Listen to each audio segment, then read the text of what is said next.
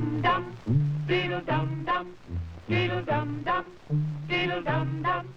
There was a turtle by the name of Bert, and Bert the turtle was very alert. When danger threatened him, he never got hurt. He knew just what to do. He ducked and covered, ducked and covered. He did what we all must learn to do. You and you and you and you, duck and cover. Be sure and remember what Bert the Turtle just did, friends, because every one of us must remember to do the same thing. That's what this film is all about.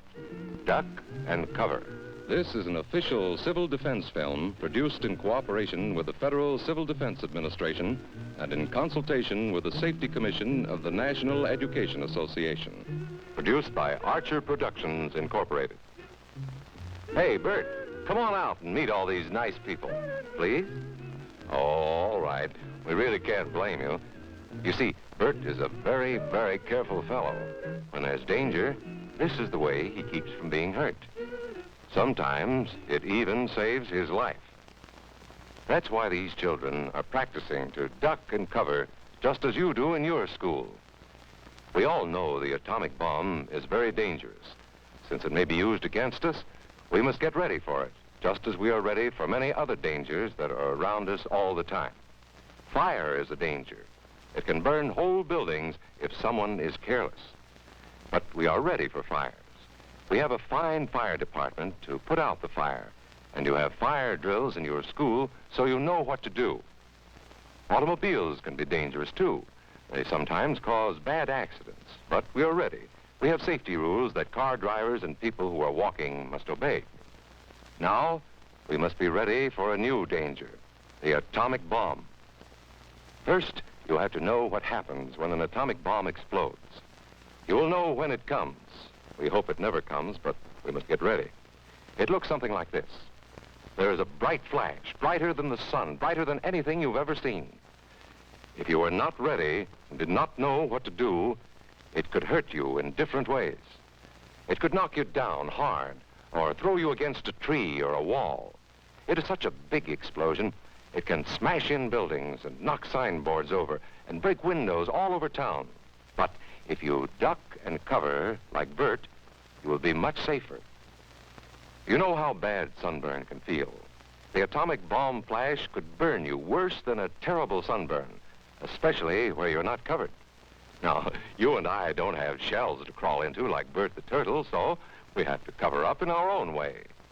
First, you duck, and then you cover.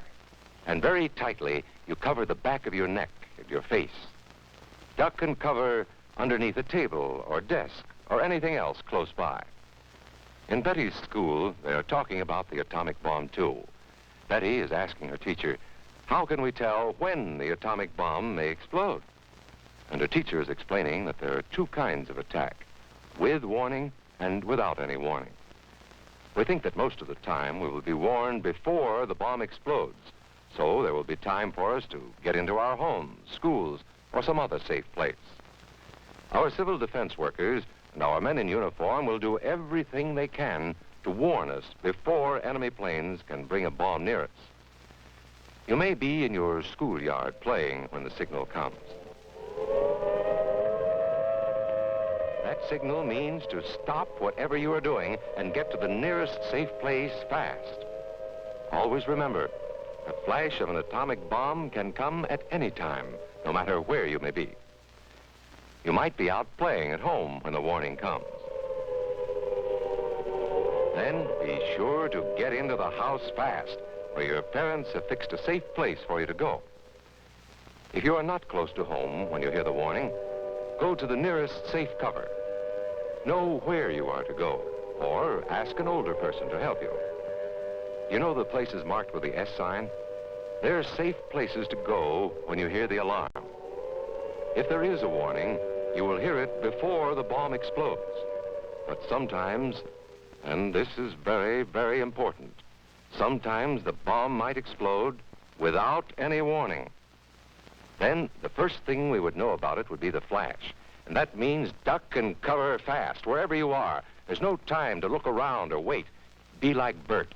When there is a flash, duck and cover, and do it fast. Here are some older boys showing what to do if the flash comes when you are not in the classroom. This is what to do if you should be in a corridor. You duck and cover tight against the wall this way. Remember to keep your face and the back of your neck covered tightly. Try to fall away from windows or doors with glass in them. Then, if the glass breaks and flies through the air, it won't cut you. You might be eating your lunch when the flash comes. Duck and cover under the table. Then, if the explosion makes anything in the room fall down, it can't fall on you. Getting ready means we will all have to be able to take care of ourselves. The bomb might explode when there are no grown-ups near. Paul and Patty know this, and they're always ready to take care of themselves. Here they are on their way to school on a beautiful spring day. But no matter where they go or what they do, they always try to remember what to do if the atom bomb explodes right then. It's a bomb. Duck and cover. Paul and Patty know what to do. Paul covered the back of his head so that he wouldn't be burned, and Patty covered herself with the coat she was carrying. They knew how to duck and cover. They acted right away when the flash came. If they had been at this doorway when the bomb flashed, Paul and Patty would have ducked and covered this way, like this girl. Heavy doorways are a good place to duck and cover. She will be safer, too. Here's Tony going to his Cub Scout meeting. Tony knows the bomb can explode any time of the year, day or night. He is ready for it. Duck and cover. Atta boy, Tony. That flash means act fast. Tony knows that it helps to get to any kind of cover. This wall was close by, so that's where he ducked and covered. Tony knew what to do. Notice how he keeps from moving or from getting up and running? He stays down until he is sure the danger is over. The man helping Tony is a civil defense worker. His job is to help protect us when there is danger of the atomic bomb. We must obey the civil defense worker. We must know how to duck and cover in the school bus or in any other bus or streetcar. Duck and cover. Don't wait.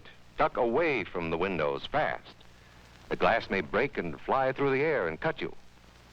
Sundays, holidays, vacation time, we must be ready every day, all the time, to do the right thing if the atomic bomb explodes.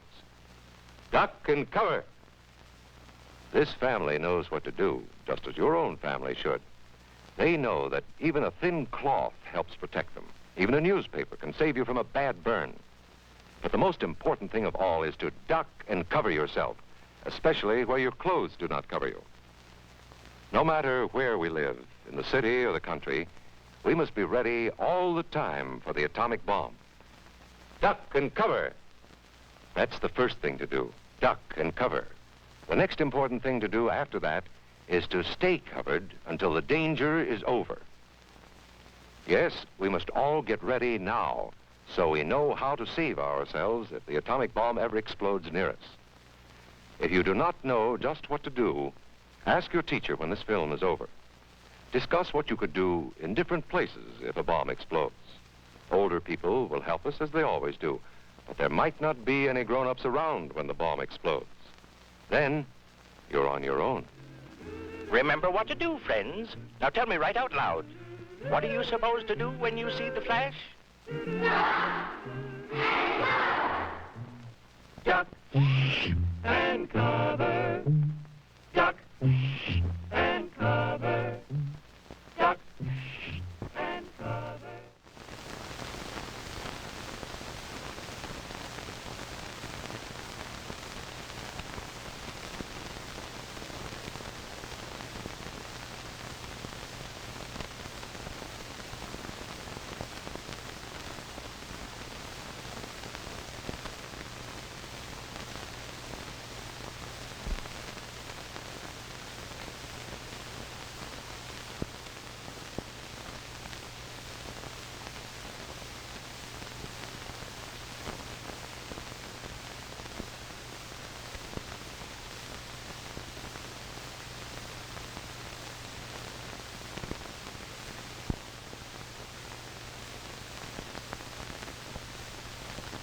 The communists today dominate the lives of more than 800 million people.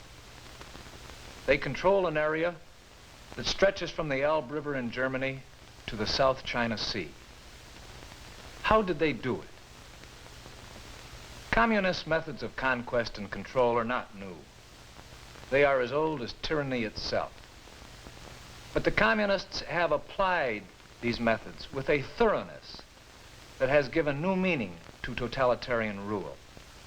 Communist methods have differed in details and timing from country to country, depending upon local conditions. A wide variety of techniques and tactics has been used. But in each case, the communists have displayed a marked similarity in the way in which they have seized power. Take their common objective. It is important to recall that the communists subscribe to a unique concept of power. As we can see, from their point of view, to have power does not simply mean to have control of the government. They see power present in all forms of human activity, economic, cultural, spiritual, as well as political. As a result, their objective is not simply to grasp political power. Rather, it is to gain an absolute monopoly over all sources of power. In short, to make every action of every individual within a country subject to communist control. What cannot be controlled must be undermined and destroyed. This basic objective of total power accounts for the ruthless and thorough way in which the communists have traditionally seized power. Take next some instruments which often give the communists a certain advantage over non-communists. First, organization. It is a misnomer to think of the Communist Party as a political party in our sense. Actually, it is organized along military lines and designed to operate at both legal and illegal levels.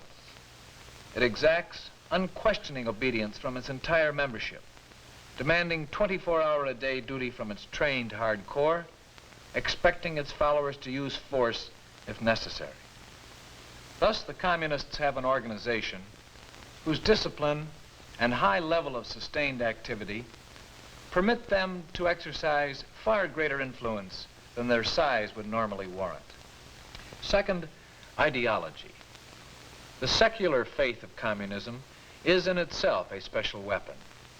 The traditional symbol of the clenched fist sums up the communist outlook. The communist creed calls for hatred, preaching the doctrine of undying hostility between communists and non-communists. It calls for destruction, denying the possibility of reforming existing institutions and insisting instead that these institutions be completely scrapped as unsound.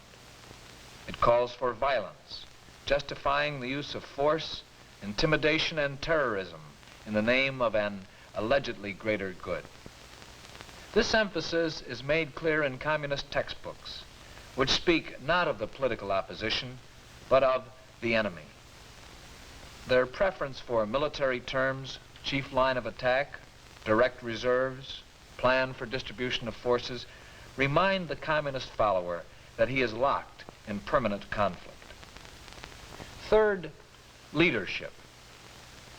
At the top of the communist parties are professionals in the manipulation of power.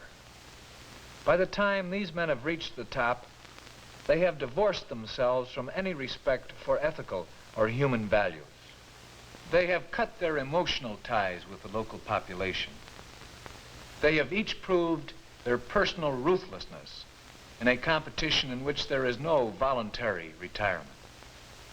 Spurred on by the prospects of acquiring unchecked power, these men shun compromise and conciliation. Their mission is to drive ahead toward the complete destruction of the old system in order to have a free hand in building their version of the new. Fourth, and most important, armed force. This has been the decisive factor. With the exception of Czechoslovakia, no country has come under communist control until after it had been occupied by the Soviet army or conquered by the local communist army. The presence of this military force has guaranteed the personal safety of the local communists and threatened the security of individuals who opposed them. In the end, the communists have been able to impose their grip on a country because they have had overwhelming military power. Subversion, terrorism, ruthless leadership, a disciplined following, effective organization, all played an important role. But the determining factor was the preponderance of military force. These various communist instruments have usually proved effective only during or immediately after the destruction and confusion of war. When the previous authority has broken down, when people have lost confidence in existing institutions, when there is a general feeling of helplessness and frustration. In this atmosphere, the promises of communism often appeal to the dissatisfied and the disillusioned as a way out. The communists have been quick to exploit these unsettled conditions, seeking to arouse popular discontent with what has existed before, and then to inflame this resentment into action. Now let us look at the communist strategy in operation. Here on this chart is a schematic picture of a country showing economic groups, social and economic organizations, political parties, and the governmental structure. And here is a small communist party, often initially numbering only a few thousand individuals. Obviously, the first objective of the communists was to gain a foothold in the government. In countries where the local communist army had defeated the previous government, there was no problem. In other countries, the communists invariably championed the idea of a united front. It might be called the National Unity Front, the Fatherland Front, or the National Democratic Front. Composed of parties of the political center and left, it also often included new political parties, secretly sponsored by the communists to strengthen their own position. During this initial period, the communists soft-pedaled the idea of revolution and class struggle in order not to alarm their temporary allies. Instead, they talked in patriotic and nationalist terms.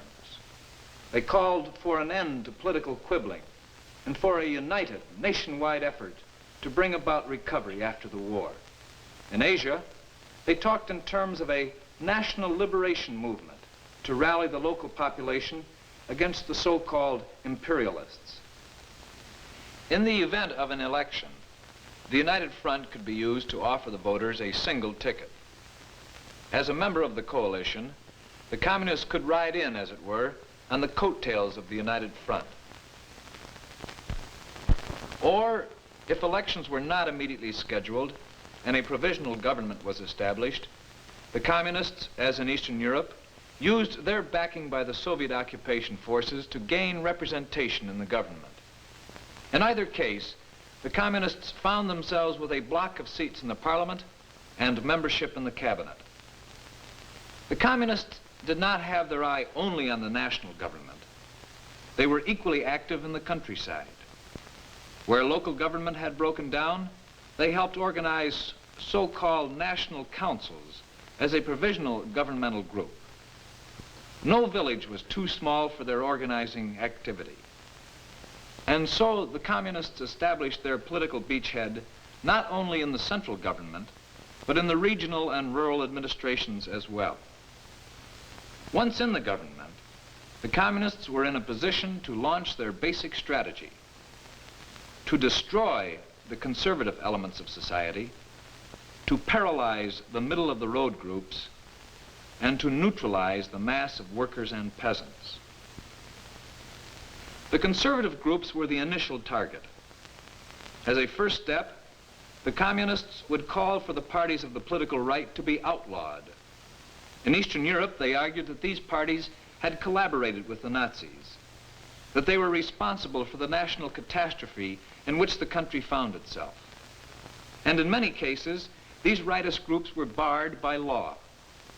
As a result, the conservative elements of society were politically isolated. They no longer had a party to defend their interests. The communists then moved against the economic groups themselves. In each country, they championed the idea of land reform. They called for breaking up large estates and dividing this land among the peasants.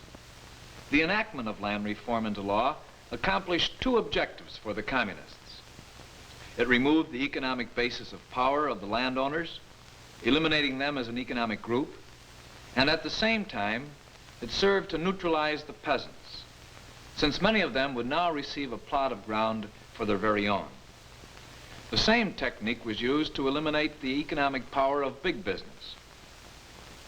Usually any factory that employed more than 50 workers was made a target for nationalization. By sponsoring a program of public ownership, the communists were able to eliminate the economic power of the so-called big business group, and at the same time neutralize for the moment the industrial workers by promises of job security and full employment. At the same time, the communists were seeking strong points within the executive side of the government. They wanted especially to be represented in certain ministries, often the Ministry of Agriculture, the Ministry of Information, and the Ministry of Interior. The Ministry of Interior was especially important because it controlled the police. Since the police were often organized on a national basis, control of the ministry meant control of the police throughout the country. The communists used a number of techniques to ensure the subservience of the police. Police officials who were anti-communist were simply purged. Loyal communists were placed in positions of authority. Then a determined effort was made to implicate individual policemen in some infraction of the law, to force a police officer to compromise himself by carrying out an illegal order, so that thereafter the communists would be able to hold over his head the threat of arrest in order to ensure his cooperation. Pending the complete takeover of the police, the communists invariably organized an auxiliary police force in the form of so-called factory guards or special militia. At each factory, the communists would organize a group of young militants whose ostensible mission was to guard the factory against the so-called enemies of the people. In actual fact, the existence of these factory guards provided the communists with a private police force of their own. And so, by organizing a special militia and gradually taking over the police, the communists came into possession of one of the main coercive instruments at the disposal of the state, the Ministry of Interior. The communists also sought to gain control of the Ministry of Information in order to have a parallel instrument for persuasion. In some countries, government censorship was a long-established practice. Newspapers and publications were licensed by the government. Often the supply of newsprint was rationed, and in many cases the radio network was operated by the state. Having control of the Ministry of Information meant that the communists were in a position to interfere with the efforts of other parties to reach the population. Finally, the Ministry of Agriculture. It was often a target for the communists since it supervised an organization that reached into all parts of the country and had a direct connection with the largest economic group, the peasants. The peasants were forced to turn to the local representative of the Ministry of Agriculture for their seed, their tools, the fertilizer, the bank loans, the elements necessary to cultivate the land. At the same time, the peasants realized that they remained at the mercy of the Ministry of Agriculture, because when the large estates were divided among the peasants, the title to each plot of land was retained by the government. As far as the other ministries were concerned, the communists initially relied upon setting up a network of informants. Communists who would keep party headquarters informed of the actions and plans of these ministries. If the communists heard that a certain ministry was planning an action which they considered unfavorable, they would undertake a campaign of personal pressure against the officials involved. They made use of their control of the police to intimidate or blackmail the official into withdrawing the unfavorable plan. It did not take long for the members of the civil service to realize that their personal security depended upon heeding the wishes of the communists. By this tactic of terrorizing the civil service, the communists were gradually able to increase their influence and power within ministries not under their direct control. Usually the army was not an immediate target, either because it had been defeated in war or because the presence of the Soviet occupation forces served to neutralize it. To subvert the army, the communists invariably supported the promotion of sympathetic officers, called for the inclusion of partisan leaders in the Army command, and demanded the purge of the professional officers' corps on the grounds that it had fought elsewhere than on home territory. By these methods, the communists were able to prevent the local National Army from becoming a center of power. Once having secured a strong operating base within the government, the communists then began to move against the other political parties.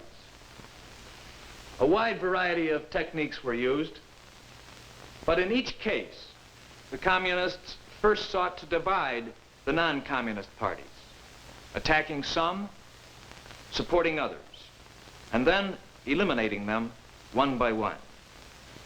For example, in virtually each Eastern European country, the communists argued that the so-called reactionary elements, their own parties outlawed, were beginning to infiltrate one of the parties of the United Front. They charged that the Soviet authorities were concerned by this development, and that unless the local groups took action themselves, the Soviet Union would find it necessary to intervene. Since the non-communist parties wanted to prevent any additional Soviet intervention, the communists at times were able to gain the approval of these parties for dropping one party from the front, which amounted to its political extinction. In some cases, the communists would secretly sponsor a new party under virtually the same name as an existing party in order to confuse the voters.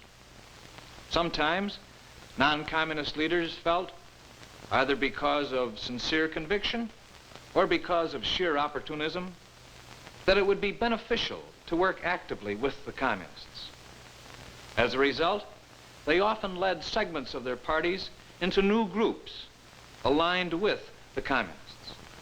In Eastern Europe, the communists often accused the leaders of another party of having taken part in a plot against the regime.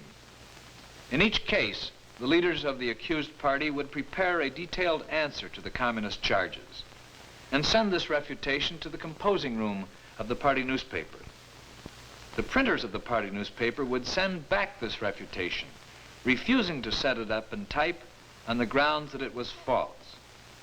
This happened because the communists had been careful to seize control of the printers' union.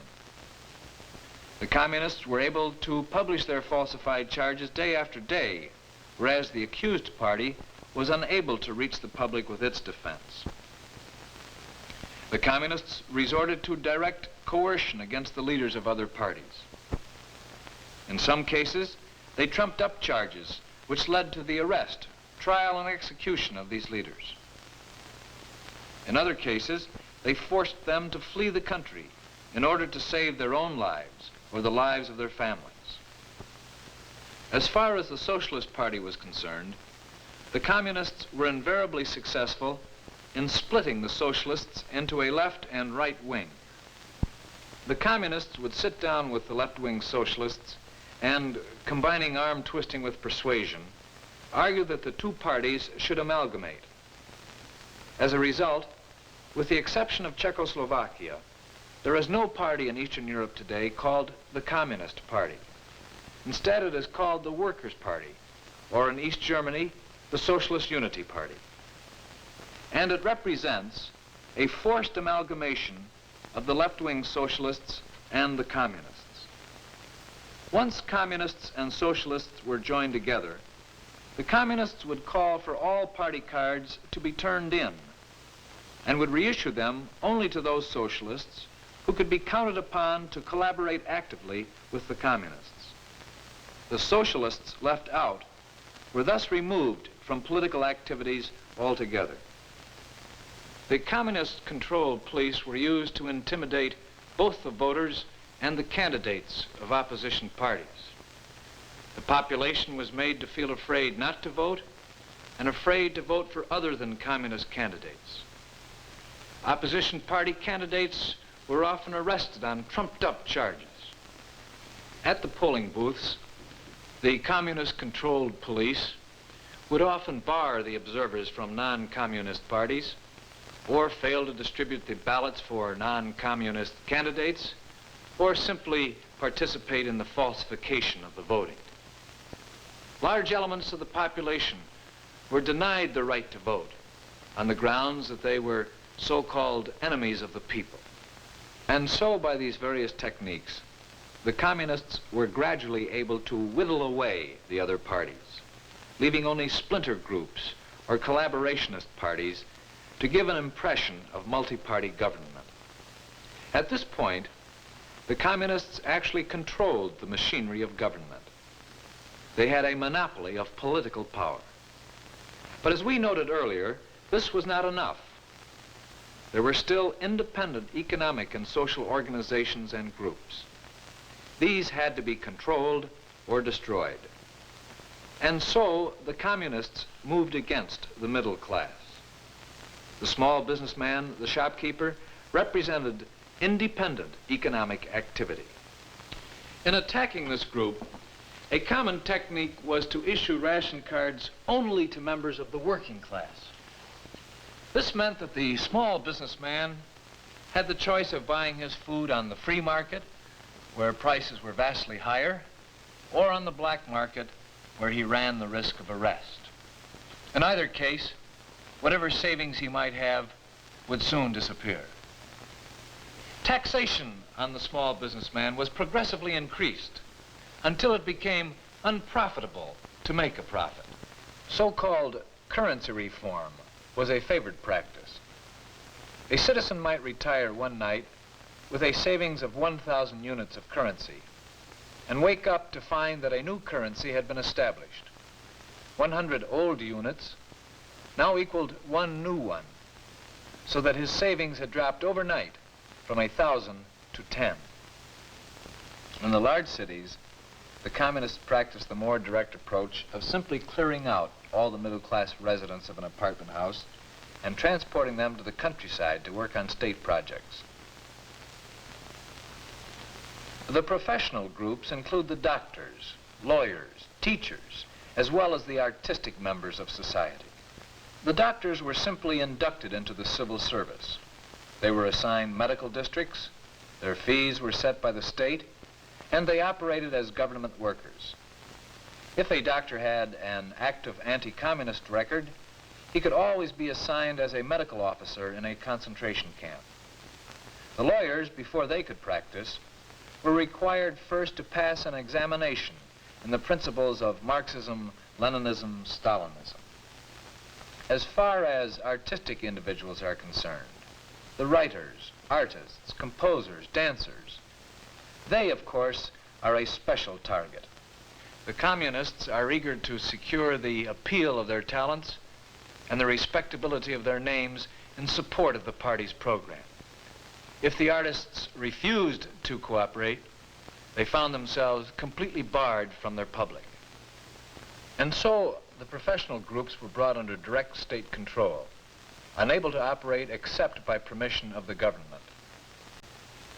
As for the working class, the initial communist goal was to make sure that the workers would have no independent organization to represent their interests.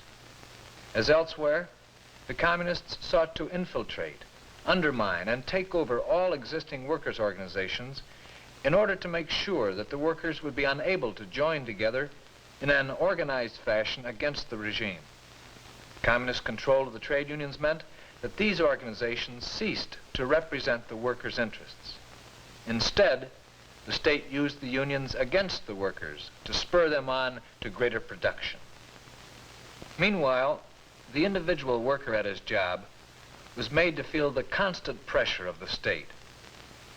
Under the communists, he faced the threat that an honest mistake might be called sabotage. He found himself unable to change his job without permission. The workers were also made to feel unrelenting pressure outside of the factory.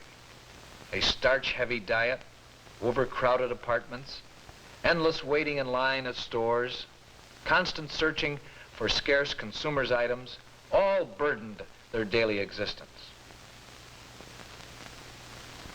The workers thus found themselves robbed of their own organizations, regimented by severe discipline in the factories, and weighted by a daily life that left little free time or little excess energy. As for the various churches, the communist objective was to reduce these organizations to simply ritualistic bodies.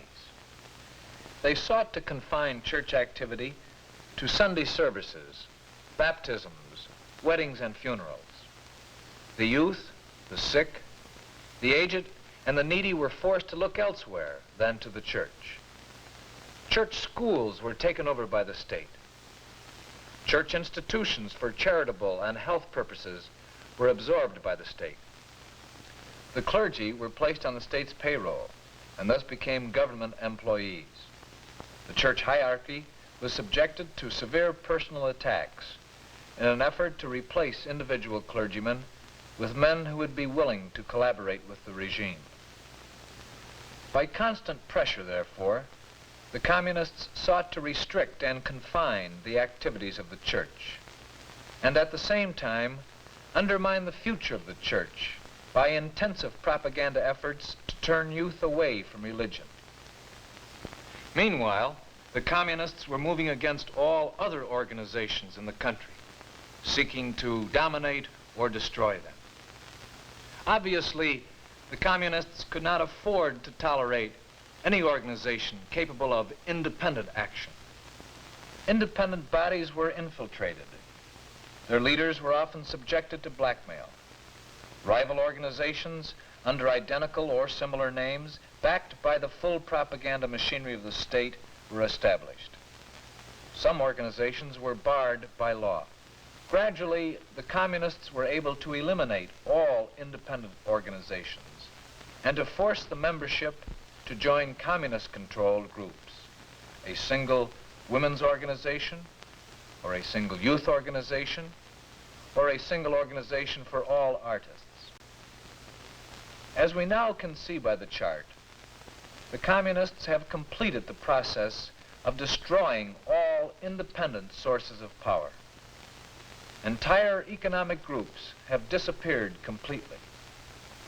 The remaining groups have been chained by the total controls of the communist state. All organizations have been either crushed, engulfed by communist bodies, or neutralized. But the communists were not satisfied simply to establish control over all organized activity. In their drive toward total power, they pressed forward until their controls had reached into the life of each individual citizen. To accomplish this, they sought to replace whatever feeling of independence an individual might have by a feeling of complete dependence upon the state. Paradoxically, the champions of the doctrine of collectivism took pains to stress individualism. They sought to impress each citizen with the fact that he was an individual, but only an individual, alone and helpless against the overwhelming power of the state. The ties that once bound people to each other were systematically severed. In a society pockmarked by unknown informers, suspicion came to replace friendliness. The communists sought to destroy an individual's independence not only through fear, but through uncertainty as well. In a communist state, personal security disappears. The individual cannot be certain of his friends, his family, his job, his property, or a fair trial in court. Every measure is taken to make the individual feel complete helplessness, to make him believe that he has little choice but to carry out the will of the state. Escape is dangerous and difficult. Active resistance by a single individual appears almost futile.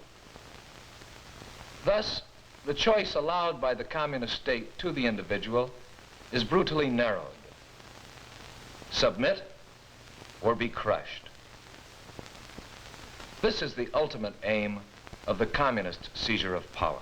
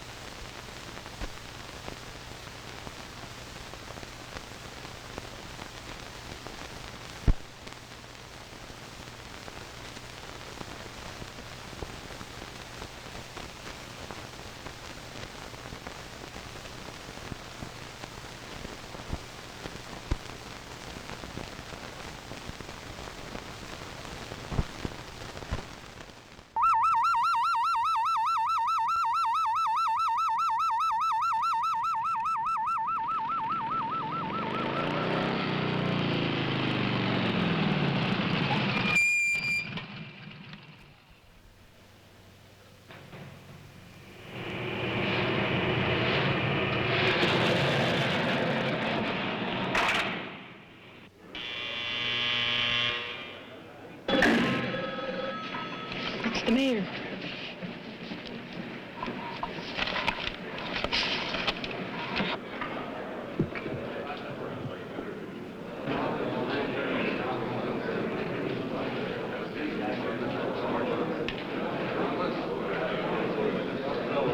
Ladies and gentlemen, you've heard the reports that enemy planes are approaching. In less than 3 hours, an H-bomb might fall over Portland.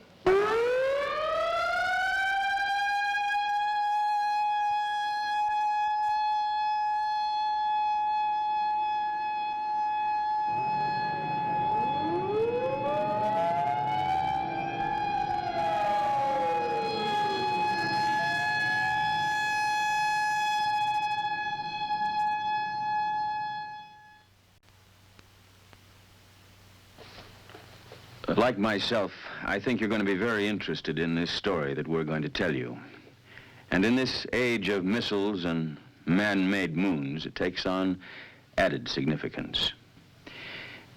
There are no actors in this story, but there are a lot of people.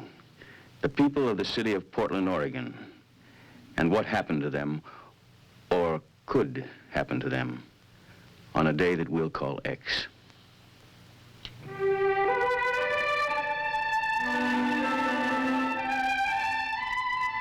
This is the land, between the mountains and the sea, between the snow-capped crater of Mount Hood and the Pacific. It's tall timber country.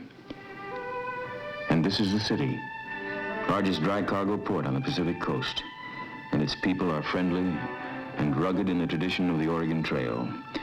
Population, about 415,000, more or less about the size of Hiroshima. And this is what happened, or could happen, on a certain day called X. The sun came up at 6:31. Joe Fotev was there to observe and chronicle the event.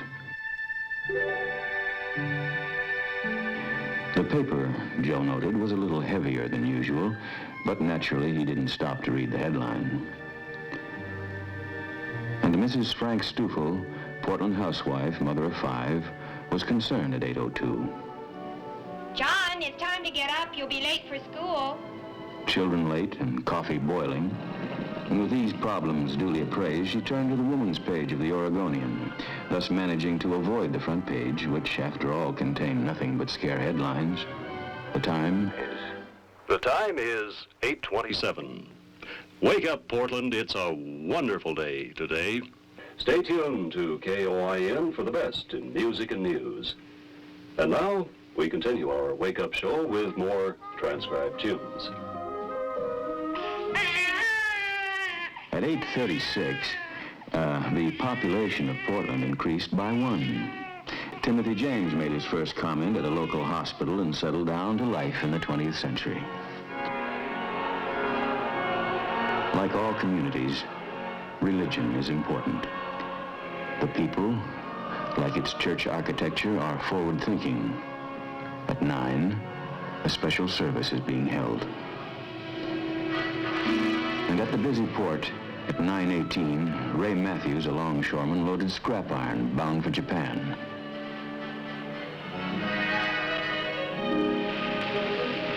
At 9:37, at the Central Fire Station, the men were busy with their morning chores, scrubbing hose, cleaning ladders, and shining the pumper.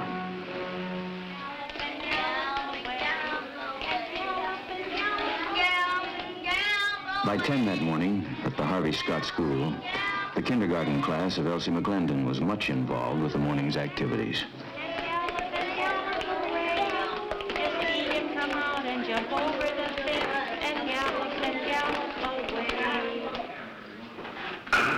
Council will come to order. The clerk will call the roll. Bean, Booty, Bowes, Earl. And the twice-weekly meeting of the city council was much involved, too. A matter of sewer maintenance was one of the problems up for discussion. At police headquarters, the messages at 10:31 so far indicated 2 cars stolen, a drunken disorderly. An average day in an average American city. Number 126, stolen auto 1425 Ashton. 126, cat in a tree, 14 in Ankeny. Except this day. Driveway 12 in Ankeny. This day is the one called X. Attention all stations, emergency. This is an air raid warning and Conrad radio alert. Repeat, this is an air raid warning and Conrad radio alert. Enemy aircraft are over the Aleutians. Stand by for warning time.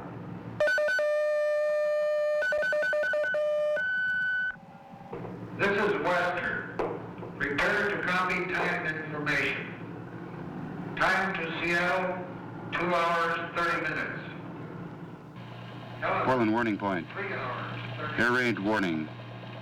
Enemy aircraft over Canada and Alaska. Time to Portland, 3 hours, 15 minutes. Thank you. I'll notify the mayor. At 10:32, Jack Lowe, the city's civil defense director, receives the words. Enemy planes have crossed the pole. Probably they carried H-bombs. Likely 1, maybe 2 are headed for Portland. The mayor is alerted. Mr. Clerk, gentlemen of the council, I've just received information that enemy planes are approaching this area. I've just authorized the sounding the evacuation signal. The council will be in recess and we will immediately reassemble at the Emergency Operations Center. And so this day called X, which began in such an ordinary way, is no ordinary day. At 10:35, the banshee wail of the siren echoes the warning, and the city prepares for survival.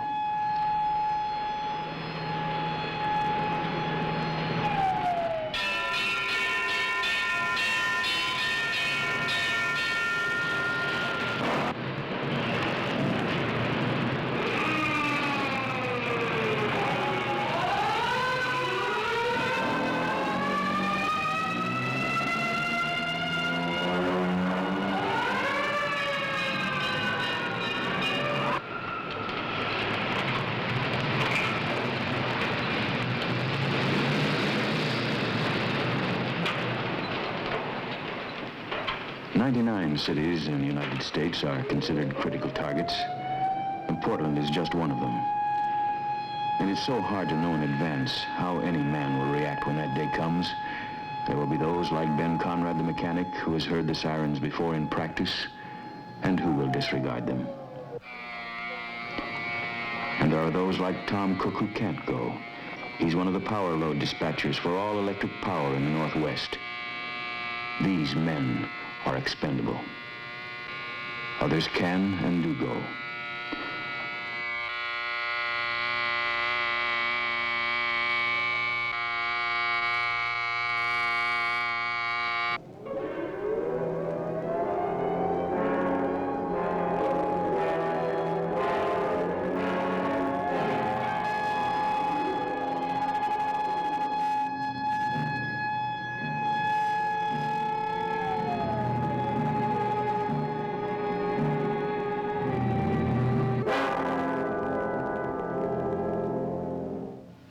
The time is 10:47.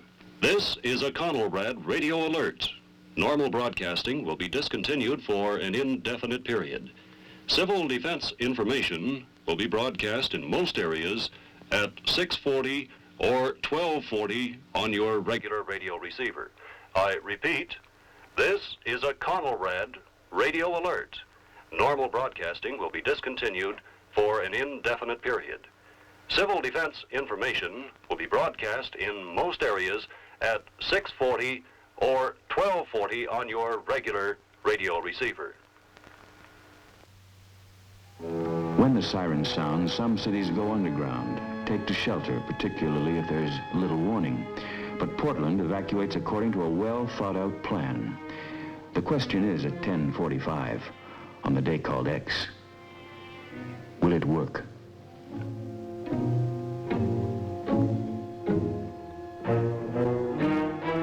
Quietly, without panic, the city organizes, becomes mobile the best it can.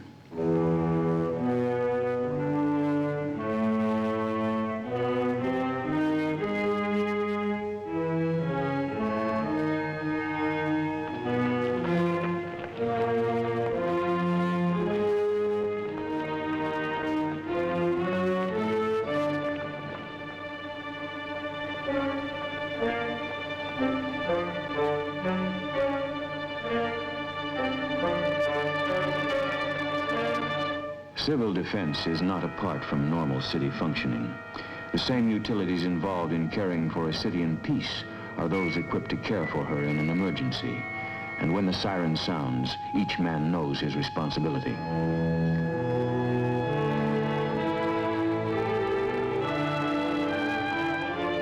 Public buildings follow a pattern well learned in practice.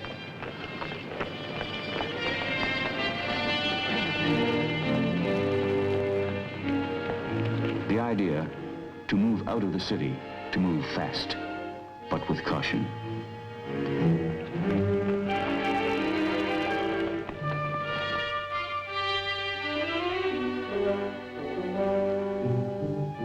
Like other Portland mothers, Mrs. Stoffel moves her family to a prearranged location outside the city beyond radiation range with necessary supplies.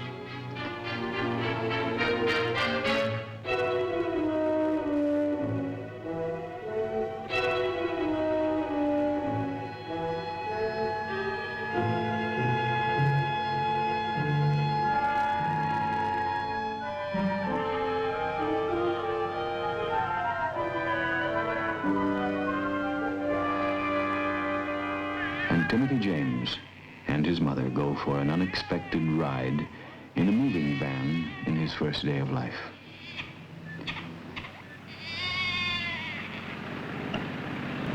Now, at 10:50, in this hour of decision, the seat of local government is moved to a point some 6 miles out of town. Buried in a hill is a blast-proof, radiation-proof operations center where government can continue to function. Evacuation can be controlled, and if necessary, the city can be reorganized. The Portland plan revolves around the local government with Mayor Terry Shrunk its head. Government must survive if its people are to survive.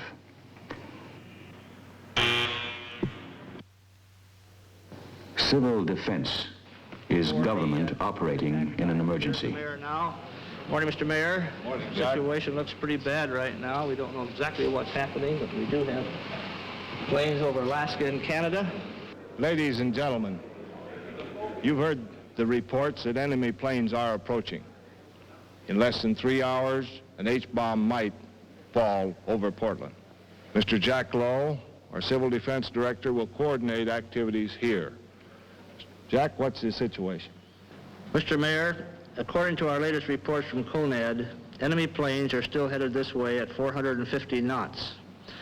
That will put them just about there on the Alaska-Canadian border. I'd say we still have about 2.5 hours if Portland is where they intend to make a drop.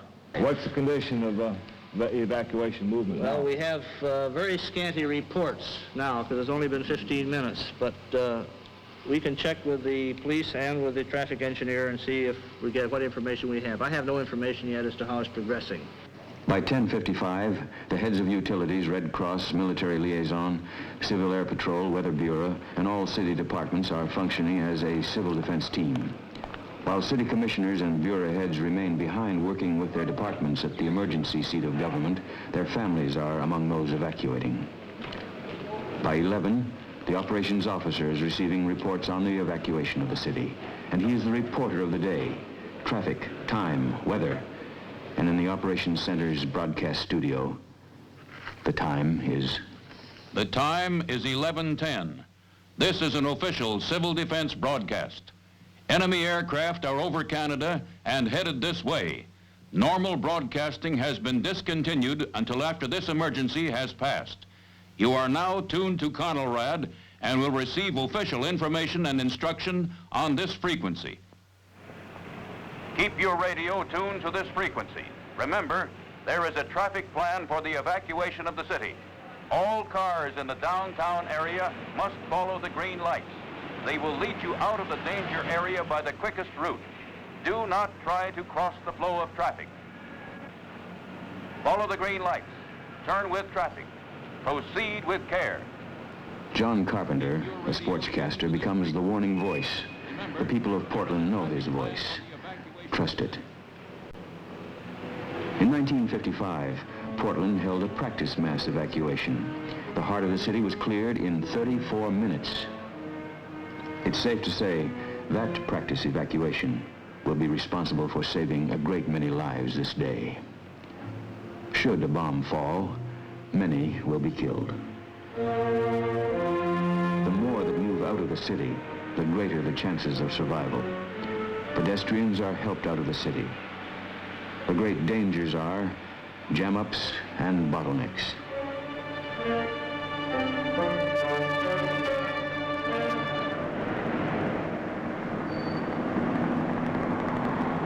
Whirling over the city, a police helicopter reports traffic movement to the operations center. Copter 1 to dispatcher. Copter 1 to dispatcher.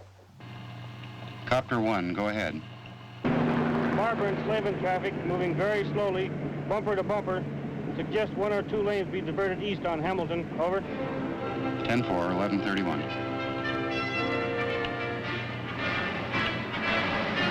And at 11:32, at the operations center, Police Chief Hillbrunner receives a suggestion, and with traffic engineer Fred Fowler, he works out a way to divert traffic. Motorcycle policemen are sent to split the load onto a side road. There's no way of knowing if Portland actually is an enemy target. But with 3 hours of warning and the time fading fast, it's vital that all roads lead to safety, that all roads be kept open, allowing people to evacuate from the potential target area.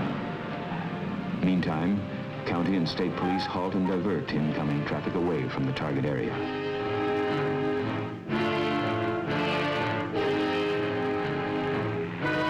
Should a bomb fall, fire and utility equipment must be available to move back into the city to restore services. And so trucks of all sizes, of all varieties, speed to points outside the city by a detailed plan.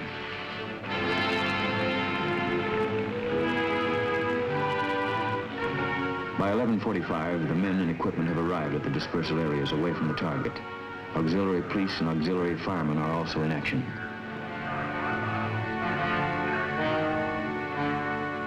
This is serious business, man. We anticipate attack. Secure your vehicles as best you can. Turn off the ignition. Put on the tarps on the fire apparatus. Take the radiation instruments with you. Move immediately to dispersal area. Move as quickly as you can to dispersal cover. I say again, move to dispersal cover.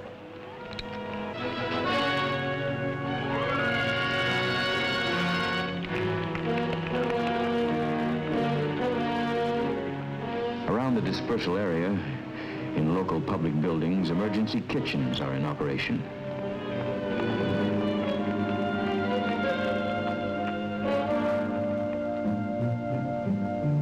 Rumors are everywhere. Facts are hard to find. But back underground, at the operations center, with time running out, only facts are considered.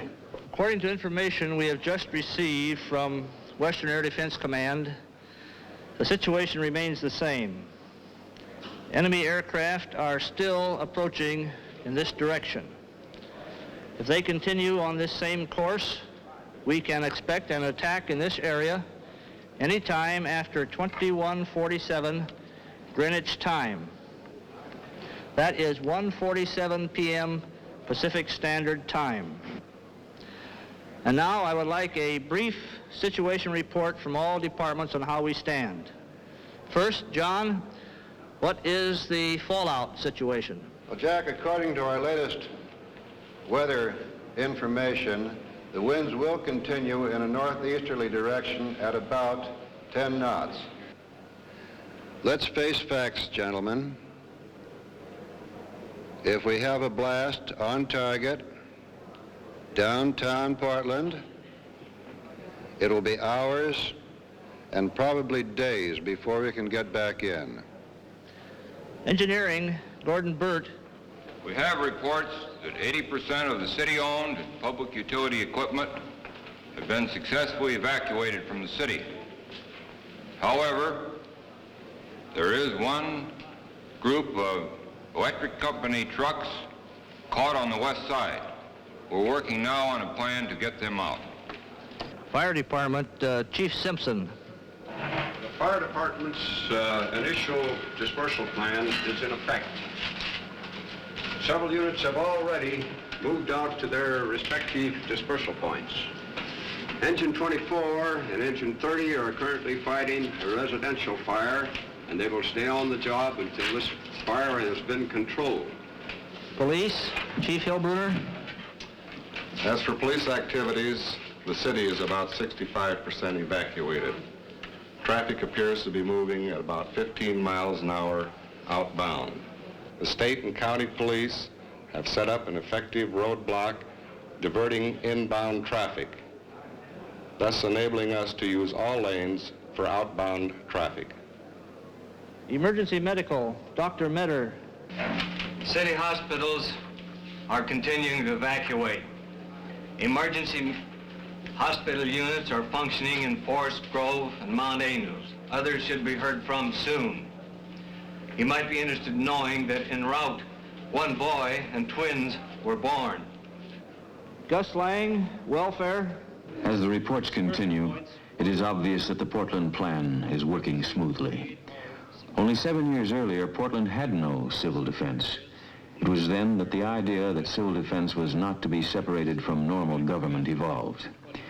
And in 1952, a 1 mil tax levy to finance the plan was put on the ballot by a unanimous decision of the City Council. After civil defense leaders went out and campaigned, the people voted to tax themselves to protect themselves. And later, the city charter was amended to assure continuity of government, so that in an emergency like this, should the executive branch become casualties, they would automatically be replaced by a legally established line of succession of other experienced city officials. The people, as now and after the emergency, are assured of continuity of their government. Schools report complete evacuation. There's no panic among the children. They've rehearsed this before. Reports from industries indicate approximately 90% evacuation. I think we're doing quite well. And so, at 1:25, with some 22 minutes till 0 hour, Portland seems to be doing quite well.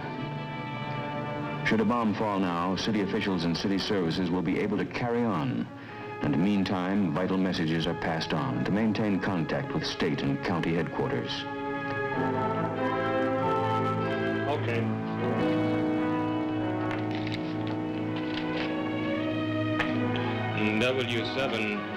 W7SAA from W7BS.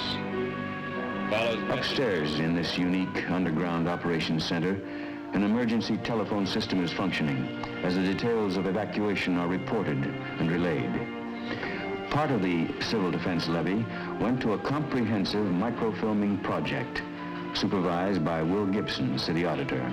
More than 3 million documents and records that go back to the first handwritten city council minutes in 1851 have been microfilmed. Duplicates of laws and the engineering records without which the city cannot function are here. And so, in time of disaster, records are preserved. And now, with a moment to breathe, some can take time for coffee in a built-in cafeteria. It's time to talk of families which have been evacuated. And it's time to be alone and think of the future.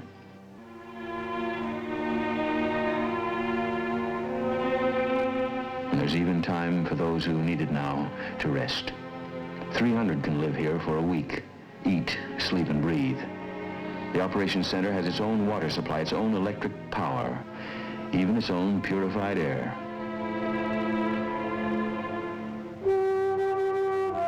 At 1:30, on this day called X, the air outside is strange and silent. Almost all its people have gone.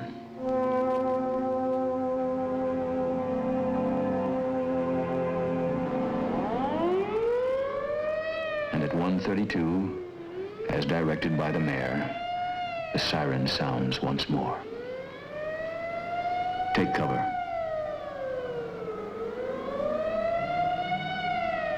The evacuation is stopped, and there is nothing to do but wait. Back in the operations center, the day called X reaches its climax. Time now, 1:47. Enemy bombers are probably overhead.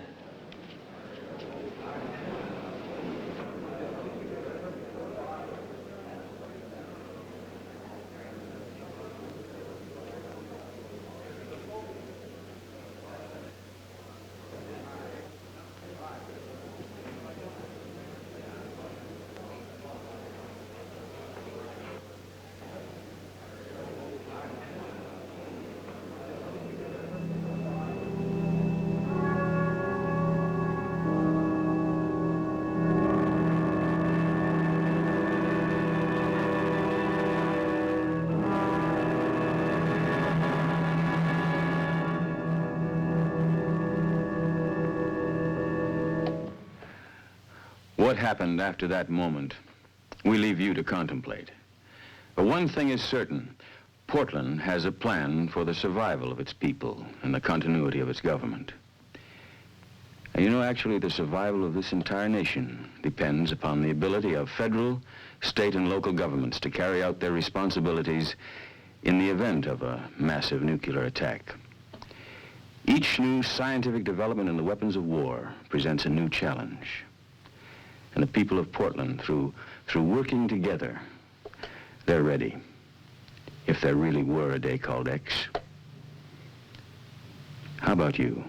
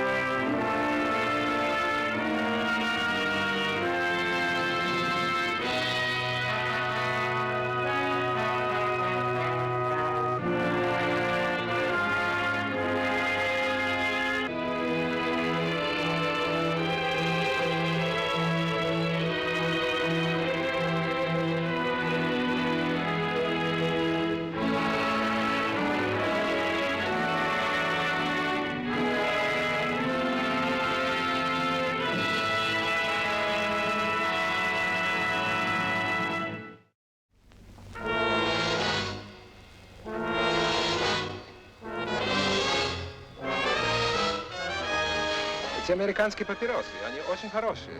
Speak English, comrade. Remember, that is about the only freedom you do not have in this town. This American town.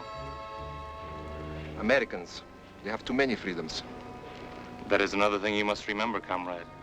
For one day it will be your mission to destroy those bourgeois capitalist freedoms.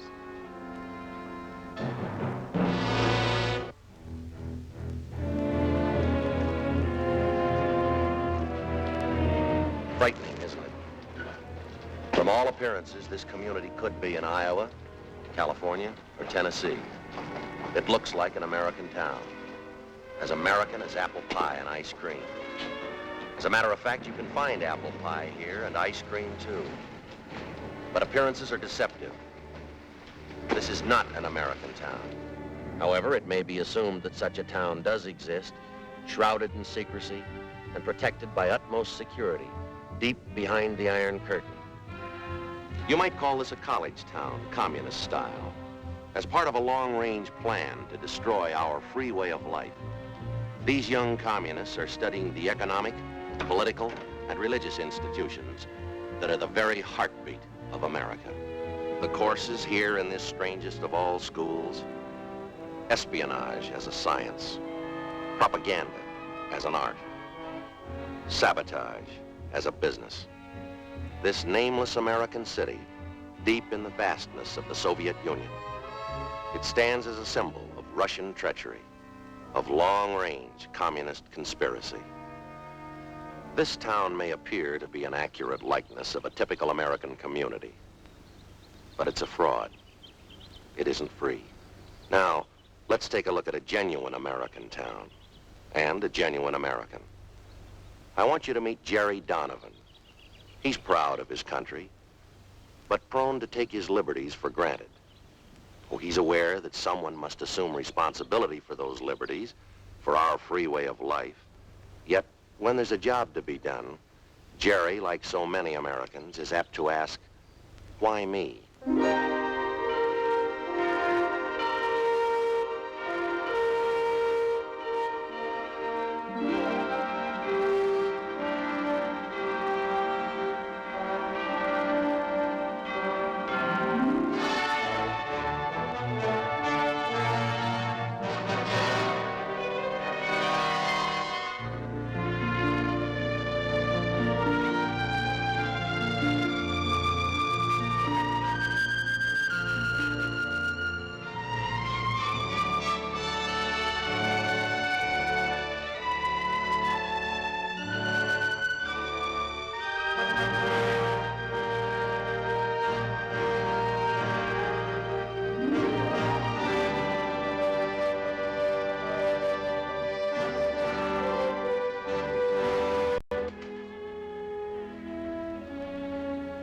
Anybody home? Well, hi there, partners. What? Hey, what is this? You bad guy, take away our lens. What? He's on the warpath. You better send for the cavalry. Take him prisoner. Tie him up on Hill of Red Ants. Oh, now, wait a minute. I don't happen to like ants. You sit on Ant Hill. Now, you got this all wrong. You see, I happen to be a good guy. Sit. Yes, sir. Hey, where are you going? Get him honey. Ants love honey. Oh, now, just a minute. All right, Indians, time to wash up. Dinner's almost ready. Right now. Dessert in the wigwam later. Oh! Well, you saved me from a fate worse than death. Huh? How come we're eating dinner so early tonight? Well, don't you remember you have a union committee meeting tonight? I just want to make sure you could make it. They don't expect me. I told them that your folks were coming here for dinner tonight. Oh, honey, Mom and Dad aren't due in for another week yet. Now you have plenty of time for the meeting, huh? Helen, you don't understand. I knew that your folks weren't going to be here tonight. You knew? Well, then why all the I nonsense? just told that to the fellas to keep from going tonight. Oh. Besides, my favorite TV show is on. You wouldn't want me to miss that, would you? Would you? Well, Jerry, you missed the last meeting. Don't you think you should be there? Honey, nothing ever happens at those meetings. Just a bunch of guys sitting around listening to themselves talk. Now, the important thing that really has me worried is what's for dinner tonight, stew or hamburger? Ha, ha, ha. There. Oh, boy. You like that? That smells good. I thought so. Jerry, would you say that I was a nag? Oh, no more than average. Well, I'm afraid I'm going to be just this once. Why? Well, this morning you told me that you wouldn't be able to make the PTA meeting next Wednesday, right? That is right. Old Mrs. Potter reminds me of a lovesick hippo. Besides, Wednesday's my bowling night. Oh, Jerry, can't you think of anything besides bowling and television? Well, the way you talk about that PTA, you'd think it was some kind of a hush-hush government meeting to Well, to determine the future of the nation, they can struggle along without me. Well, what about Jimmy's father-son banquet tomorrow night? He's been counting on that for weeks, you know that. Well, now that is different. Wouldn't miss that for the whole world. Besides, I wrote my speech already. Oh? Yeah, I've been rehearsing it all week. Listen to this. Members of Troop 28, we are gathered here tonight to discuss the ways and means of finding homes for Trooper Ryan's 6 new collie pups. How's that sound? Pretty bad. Yeah. No, I can hear them applauding already. Well, no, thank listen, you. just one more question. Just one. What about your reserve meeting, your next one? You missed the last one, and you missed the one. Well, honey, you did. All of those. All right, I'll tell you what. I will talk to my secretary in the morning and find out if my schedule will permit me to go to the next one. Will you quit bugging me? Bill Martin's here. I asked him to stay for dinner. Hey, that's good. I wanted to talk to Bill about how his team can beat state this year. Again? Well, he didn't listen to me last time. Now, Bill, this is the play you've got to watch out for. Now, their quarterback takes the snapback. Right. He hands off to the left half, who goes wide. Hey, Mom. Linda's putting coffee on her strawberry. Linda put coffee on a strawberry. All right. You finished your dinner now. You can be excused. Night, Daddy. Night. Good night, beautiful. Listen, you clean your up, will you? Night, Daddy. Night, Jimmy. Night. You be a good boy. Coffee on a strawberry? Oh, well, I never thought. Hey, go to bed. Is there something on your mind? How can you tell? Want to break up the huddle? Now, Bill, this is a play you've really got to look out for. All right, fellas. Half time. Put up. Linda? Well? Bill and I have given serious consideration to the situation, taking into account our ages and... Oh, Daddy, Mother, we want to get married. I'm sorry to spring it on you so suddenly, Mother. I suppose it came as an awful surprise when... Really, sweetheart. Congratulations, Bill, and I might add, you're a very lucky young man. Thank you. Daddy? Well, if everybody's through kissing each other, I think there are a few things we ought to iron out. Now, don't get me wrong. Bill, I like you, you know that. I'm not against the marriage. Matter of fact, I think it'd be a fine idea. In 4 or 5 years. In 4 or 5 years? You're both too young to get married right now. Mr. Donovan, I'm going to marry your daughter. And I'm not going to wait 4 or 5 years to do it. Thanks for dinner. I'll talk to you later. Good night, Bill. Bill! Linda. Honey, now let them go.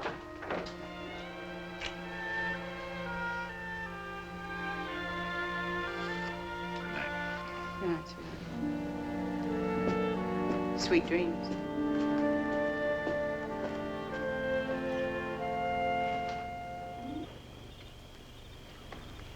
Picture of an American retiring for the night, going to bed in comfort, without worries or problems. Well, almost without problems. Linda and Bill may mean momentary worry, but in America there's always tomorrow, with its bright promise. And problems will work out. Somehow things always work out. Now in a few minutes, Jerry Donovan will be asleep. But tonight, instead of the sweet dreams his wife wished him, let's give Jerry a nightmare, a real red nightmare.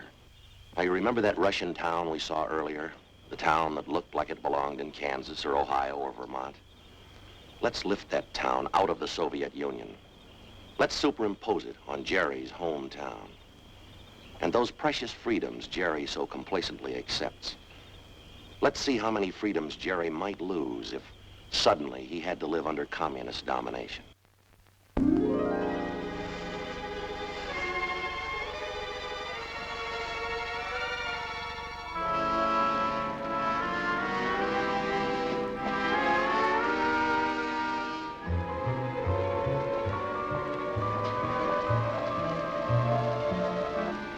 Hey, Charlie, will you hurry up with the coffee? All right. I've only got one pair of hands.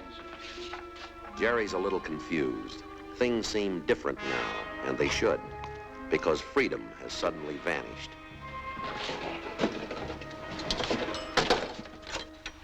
Your permit number, please. Permit number? Operator, I don't have a permit. I just want to call my house. I want to talk to my wife. No personal calls are allowed without a permit from the commissar. You will get off the line, please. But operator...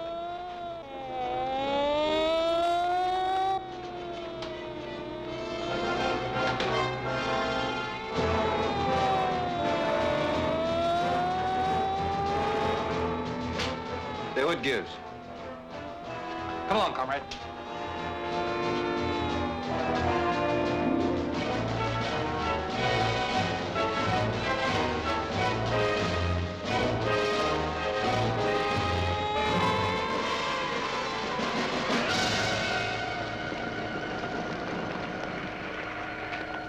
Now that you've become acquainted with the enlightened communist system, in contrast to the outdated capitalistic way of life, you are now prepared for the next step of your indoctrination, which will be most difficult.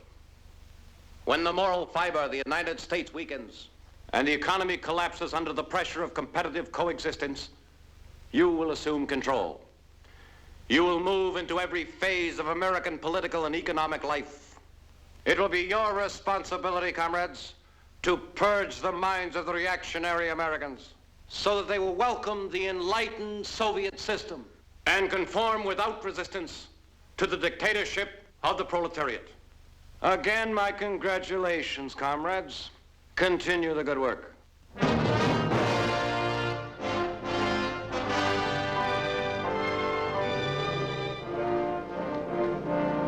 Say, could you tell me what...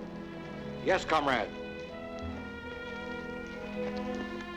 Nothing. Nothing, never mind.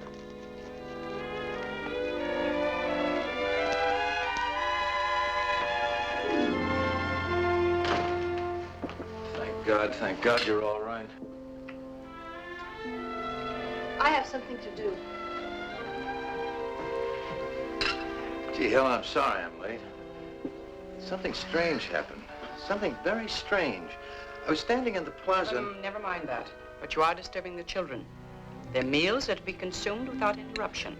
I don't blame you for being sore, but I'll make it up to you. Tomorrow night, we'll have an early dinner at the steakhouse. Then we'll take the kids to the drive-in movie. That would be quite impossible. Tomorrow night, you've been selected to address the Parent-Teachers Committee. The what? Oh, no, there must be some mistake. They don't want me. What would I talk about? How Jimmy's team lost the Little League championship last year? Subject of your address has already been selected for you. The theme will be how the new communistic life benefits children. Now, wait a minute. What if I don't want to talk about that? What if I don't want to talk at all? I would advise you not to object. Recently, the party learned that you were on the debate team while in school. They were very disturbed that you kept this fact a secret from them. Experienced speakers are needed by the party. They'll make very good use of you. Sergeant, check the kitchen. You look in the back. I'll be upstairs. Hey! What is this? Where do you think you're going? We have no time for explanations. Already we are 15 minutes behind schedule. I don't care who sent your why. But you're not going to take another step until I see your warrant. Warrant? We need no warrant. As a member of the Young Communist League, your daughter has volunteered for farm work. She's to be transported immediately. The truck is waiting outside. Now, wait a minute. Let me get something straight. You say my daughter volunteered? That is correct. Here's the signature. Requesting transport to the People's Collective. Signature on that piece of paper is false. And everything you've said is a lie because my daughter would never leave here of her own free will. Sergeant! You've got no right to be in this house. I'm going to give you just 10 seconds to get out of here. Daddy? It's true, Daddy. I did volunteer for farm work. Linda, why? The party convinced me that I should free myself of the lingering bourgeois influence of family life. I am ready.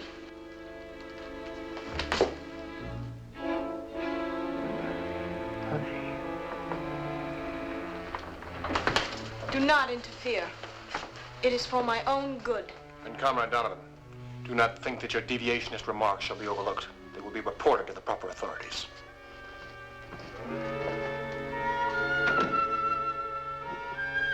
Helen.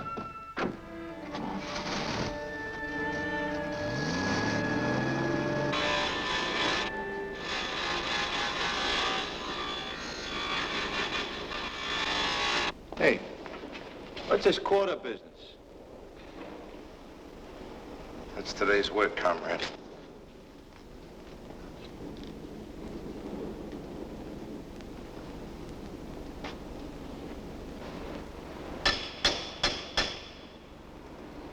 Hello, Pete.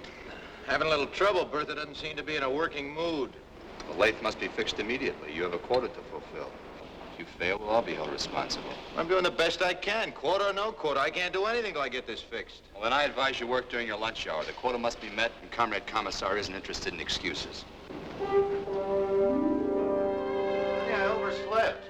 The kids get off to Sunday school all right? Oh, it's a beautiful day. As soon as they get back from Sunday school, why don't we all pile into the car and go over...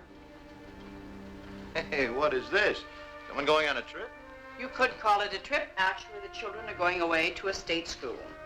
Now, wait a minute. Wait just a minute. I don't know what's happened to you or what they've done to change you, but you're not going to send these kids away. Oh, she's not sending us away. It was our idea. We learned in school that home life does not encourage the growth of the collective character which the party wishes to develop in its young people. It's your fault. You should have spent more time training us to think along party lines. As a member of the Young Pioneers, it will be my duty to report you. You better listen to me. All of you. I don't want to hear any more talk about state schools and party lines and collective character and deviationism. This is going to be a family again, and I know just where to start. You two are going to Sunday school, and you're going right now. Mommy, tell her!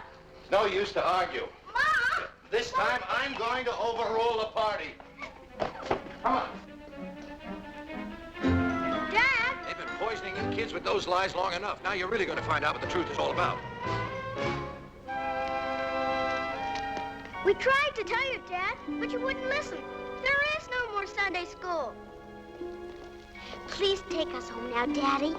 Everybody's looking at us. It's a mistake. Somebody made a big mistake. Come on, we're gonna get this straightened out right now. Come on. Come on inside. Come on, Jimmy.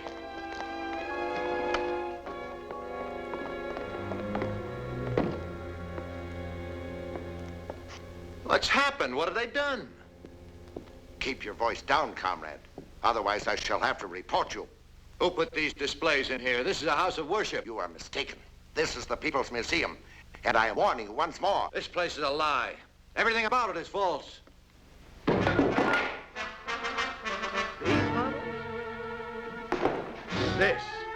This was not invented by a Russian. The man's name was Bell, Alexander Graham Bell. And he was an American. Get that, comrade. Everything on this table is as phony as the town. The rotten system you call communism.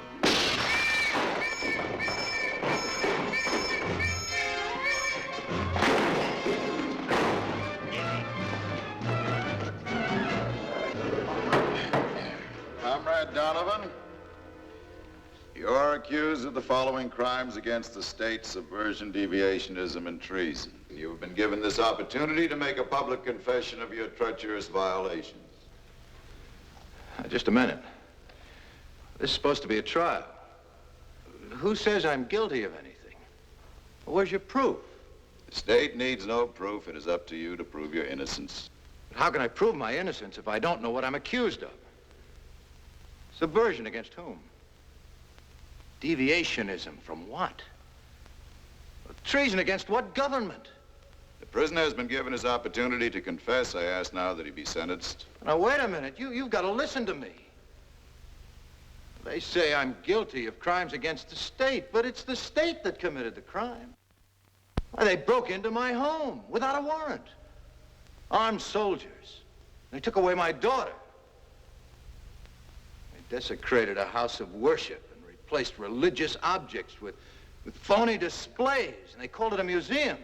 They even tried to turn my own kids against me. My wife. Helen, you were there. You know that what I'm saying is true. Tell them.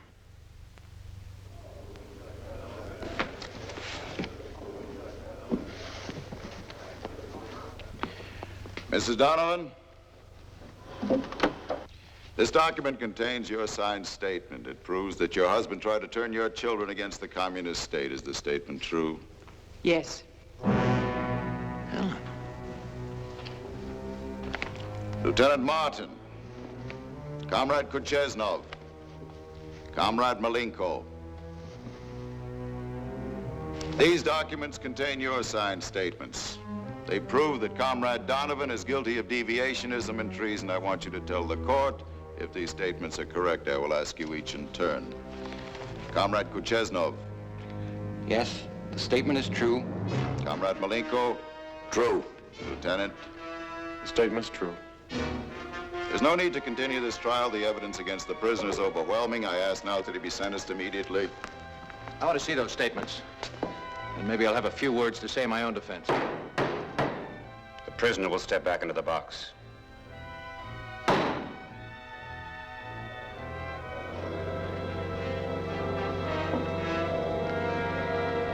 There is no need to examine the statements of the witnesses. The prisoner stands condemned by his own words. He has challenged the supreme authority of the state. He has questioned its practices and its decisions. And by these actions, he has proved himself to be a dangerous enemy to the proletariat. And he must be treated as such, as an ugly remnant of a diseased bourgeois class. He must be eradicated before the contagion can spread.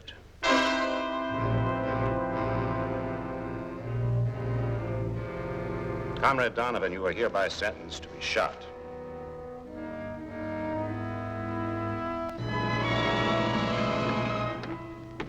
Comrade Donovan. Comrade Donovan, do you know why you're here? I can guess. Do you have any last requests? Yes. Do we really need these? I don't think I'll be going anywhere. Nevertheless, I'm afraid they're necessary. Comrade Donovan, you've been convicted of crimes against the supreme communist government. Being an enemy of the state, you must be liquidated. I have been commissioned to carry out your sentence. What, no firing squad? I'm afraid not. However, as a last favor from the government, you are hereby granted one final chance to confess your crimes. If you wish, a recorder will be summoned to take down your statement. I have a statement to make, all right, but you can deliver it. You just tell your government that someday its own people are going to get wise to it. Someday there's going to be enough holes in that iron curtain that all of your people will be able to escape to freedom. You'll never be able to build a wall strong enough to hold them. One of my own countrymen once said, you can't fool all of the people all of the time. Believe me, you communists can't keep fooling the entire world. You can't even keep fooling your own people. Because the news about communism is getting around. That it's only another word for slavery.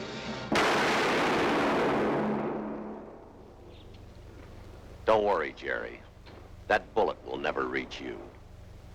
Because it's time to bring you back from your red nightmare. What you have seen is not entirely fiction. Greater brutality is taking place right now in countries which have been swallowed up by the communist machine. We know that Jerry is waking. Let's see if his dream has impressed him.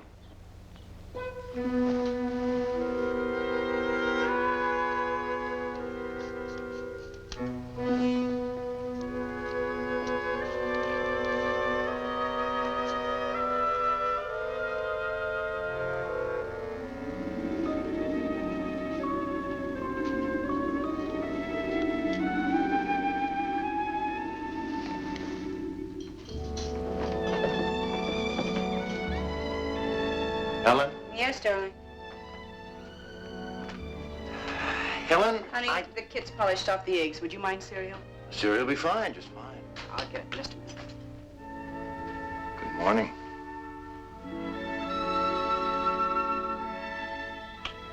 Well, good morning.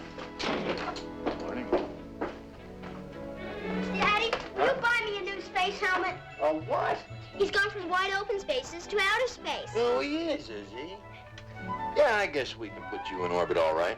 You get a space helmet. Hey, Mom! Mom!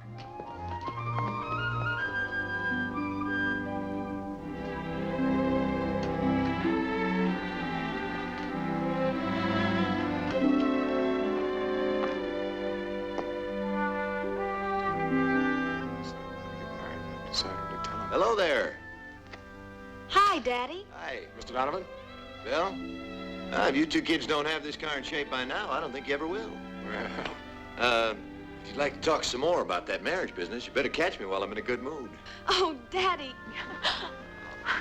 We've got something to tell you. Now, you haven't run off. No, that we haven't done. But we have decided to wait. Not 5 years, mind you. But at least I've finished my hitch in the service. That's a wise decision, Bill. Yes, indeed, I think that's a very wise decision. How about some breakfast? Good idea. Let's go.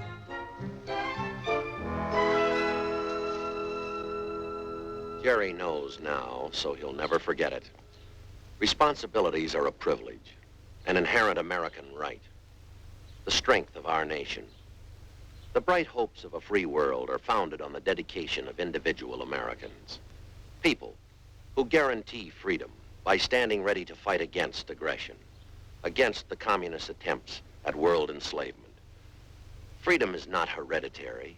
It must be earned. Freedom has a price, and its price is vigilance. Its price is responsibility, not only of government, but of every citizen who salutes our flag. Those who serve as a part of our nation's armed might, and those who have served, they guarantee freedom's continued existence. Freedom. No single word in all the languages of mankind has come to mean so much. Freedom to enjoy the simple things of life in the circle of family and friends. Freedom to work at a vocation of our choosing. To vote in open elections for the candidate we believe best qualified. To come, to go as we please. Freedom to own property. To enjoy the priceless heritage of life, liberty, and the pursuit of happiness. To marry and raise a family with belief in the dignity of the human spirit. To study in the field of our choice. To speak our beliefs. To worship God. These freedoms that spell America. They represent a way of life that has become the farthest advancement of mankind on this planet. To prevent communism from consuming the entire free world, there stands but one man. That man is you.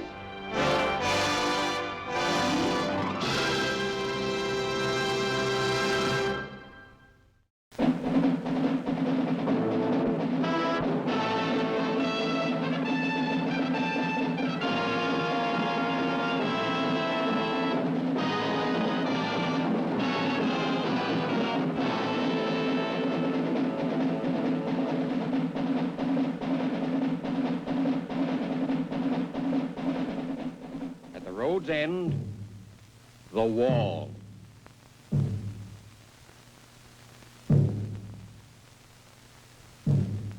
These are the people who move along the road. Some walk. Some ride. Some are well shot.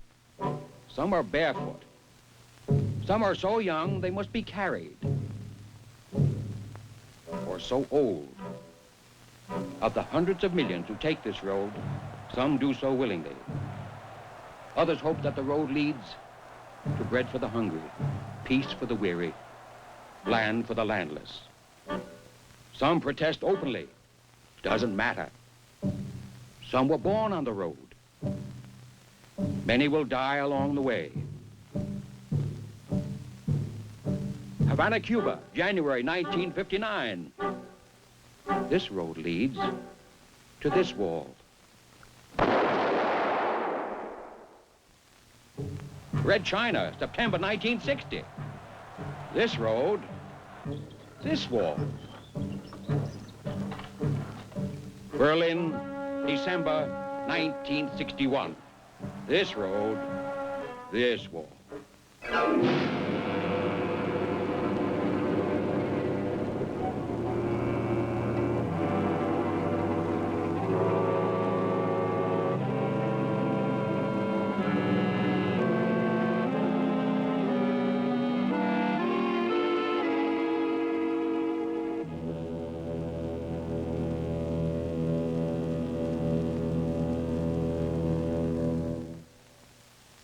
In the beginning, the road exists in the mind of a 19th century philosopher and scholar, Karl Marx, who maintains that only through a system he calls communism can the worker and farmer avoid starvation and exploitation. We declare openly, Marx writes, that our ends can only be attained by the forcible overthrow of all existing social conditions. Thus, the road begins. Many who walk the road know its origins well. Many do not. Some things must be known about the road by those who do not travel it. This is a one-way street. The signposts along the way do not describe the true destinations. And nearly everyone who sets foot or wheel on this road goes all the way to the end.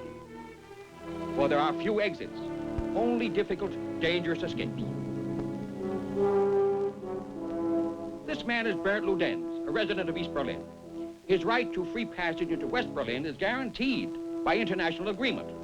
But on August 13th, 1961, this right has been set aside. To cross into West Berlin, Ludenz swims the canal that at one point divides the zones.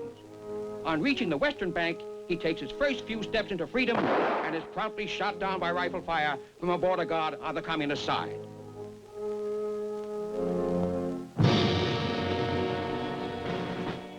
To know why Bernd Ludenz was shot down across an artificial border by a man who bore him no personal malice, we must look at the road. We must go back along it, many miles and many years.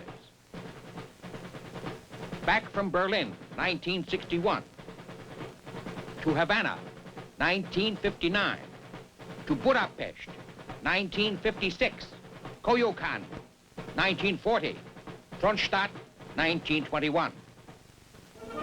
St. Petersburg, Tsarist Russia. Sunday, January 22nd, 1905. Under the Tsar, Nicholas II, Russia is ruled by a government of absolute powers. These people, the workers and peasants of St. Petersburg, are not here to protest against this autocracy, but to appeal to the autocrat. Under the leadership of a priest, Father Georgy Gapon, they have come to present a petition to the Tsar.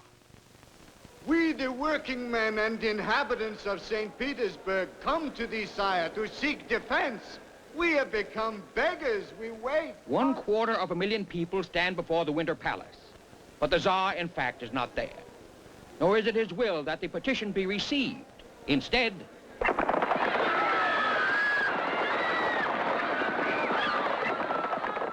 said the Tsar, Nicholas II, my autocracy will remain unchanged.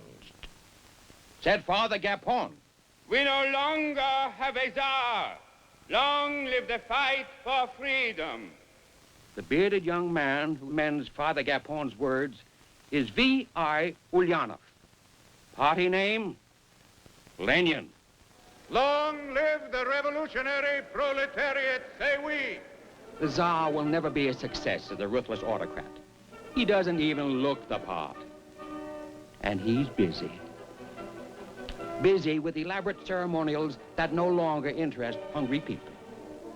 Busy with his family, including his son, a hemophiliac, who nears death whenever he cuts himself, and is kept alive, according to his mother, by the occult powers of Gregory Rasputin. Rasputin is a holy man. He says so himself.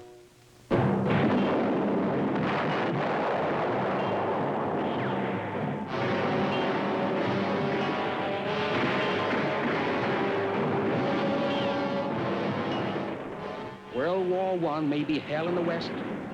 It is pure hell, 10 times over for the Russians. For them, no glamour, no airplanes. Divisions without artillery, companies without rifles, rifles without bullets. The Russian casualties from typhus alone exceed the total casualties of the Germans. At the front, defeat, disorganization, and lonely death. At home, starvation and poverty exceeding even previous Russian experiences. Finally, in March 1917, a demonstration in St. Petersburg starts over a simple demand for a higher bread ration gets out of hand, includes a new demand. Transfer of power from the Tsar to an elected parliament. The Tsar reacts in customary fashion, turns his troops loose on the demonstrators, but something goes wrong. The army joins the people. With incredible swiftness, the Tsar's regime falls. A.N. Kerensky, a young lawyer, is Minister of Justice in a provisional government in which many parties are represented. A revolution belongs to the people. I propose to defend it against any attack, whether from the left or from the right. Kerensky arrests the Tsar and his family and announces that free elections are to be held. Political prisoners are freed and some food is distributed. But in a country without experience in self-government, dissident elements of all shades struggle to convince still hungry people that their particular road leads to salvation. The war is unpopular. When it becomes clear that Kerensky means to continue it, the German General Staff arranges for the return in a sealed railroad car of Lenin, who had been exiled by the Tsarist government to Switzerland. Leon Trotsky arrives a month later from Canada. Summer 1917, Kerensky becomes head of the provisional government and proclaims Russia a republic. Universal suffrage, power to be vested in an elected constituent assembly, freedom of speech and press, equal rights for women. Lenin on the Kerensky Republic. A democratic republic, more free under war conditions than any other country in the world. But in November, Lenin and Trotsky, as leaders of a huge farmer-worker-army union called the Soviet, call for the destruction of the republic. They imagine that serious political questions are decided by voting. As a matter of fact, they are decided by class war. The class war is quick and relatively bloodless. Lenin's Bolsheviki seize the railroad stations, telegraph lines, electric plants, and government offices and declare themselves in business. This is the Russian version of a great event of that war, the storming of the Winter Palace. Notice Ivan Armstrong, the all-Russian boy, opening the gate under fire. The interesting thing about this battle is that it never happened. In actual fact, the cadets defending the Winter Palace surrendered when it was pointed out to them that the building was in easy range of a rebel cruiser. Still, it makes a nice picture. The real violence comes later.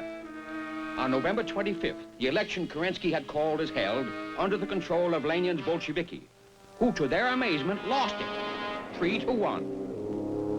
The assembly thus elected meets under the guns of Trotsky's Red Army, refuses for a time to turn over the power to the Soviet, but finally leaves the building in disorder.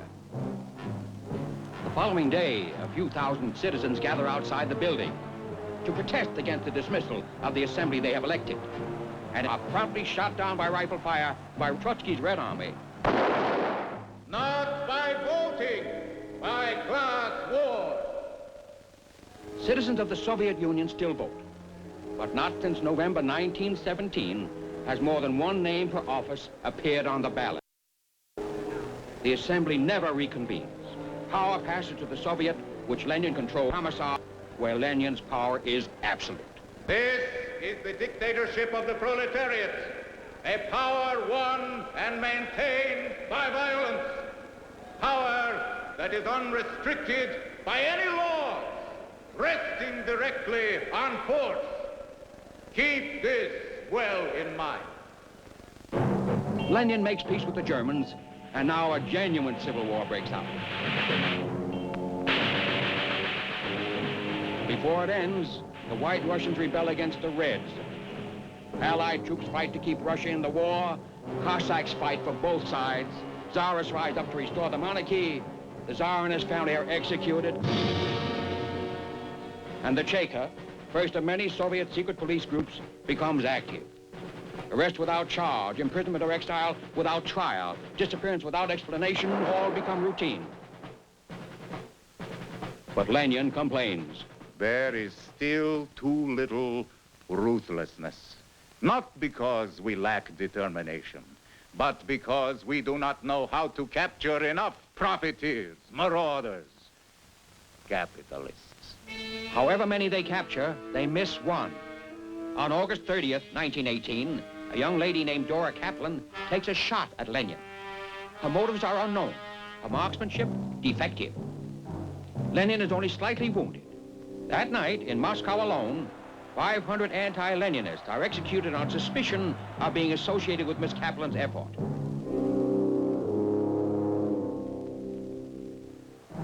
The signposts along the road read, peace, freedom, and bread.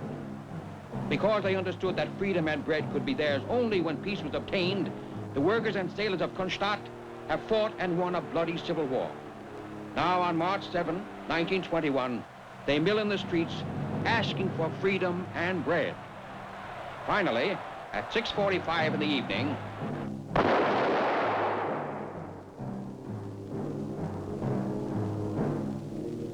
Trotsky, commander of the Red Army, who ordered the slaughter, gives the only explanation. It was necessary. Lenin and Trotsky are now firmly in power. The Cheka is abolished. In its place comes the OGPU, or political police. And to check on the OGPU, there is Rabkrin, the Workers and Peasants Inspection Group, whose chief is one Joseph Vissarionovich Zhugashvili. Party name, Stalin. He disputes Trotsky's position as Lenin's second-in-command and heir apparent. In the struggle, Stalin had the support of Zinoviev, chief of the Communist International, and Kamenev, city leader of Moscow, who could make you a judge or send you to Siberia. Now, with the Civil War won, Lenin eased the demands for belt-tightening and public sacrifice. Out of economic necessity, he institutes the new economic policy. Emphasis is placed on production of consumer goods, but the state maintains control of heavy industry. Even private enterprise is permitted within limits. And two new words, American aid, enter the Russian vocabulary. By March 1922, the American Relief Administration under Herbert Hoover is feeding 10 million Russians.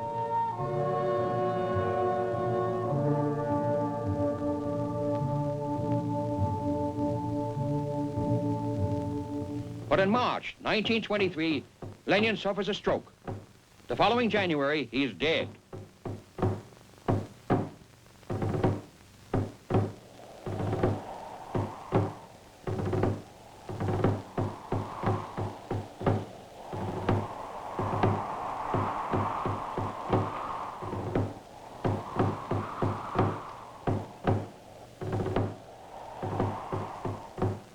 Stalin, Zinoviev, and Kamenev forced Trotsky into exile. Then Stalin turns on his two associates and ends the new economic policy. In its place come three successive five-year plans, all designed to emphasize productive capacity, especially heavy industry and power output.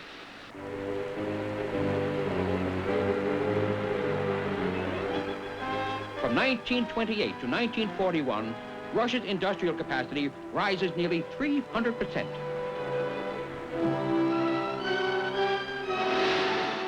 Her hydroelectric output is up nearly 800%. Agricultural production, however, lags, and housing starts actually are less than population increase.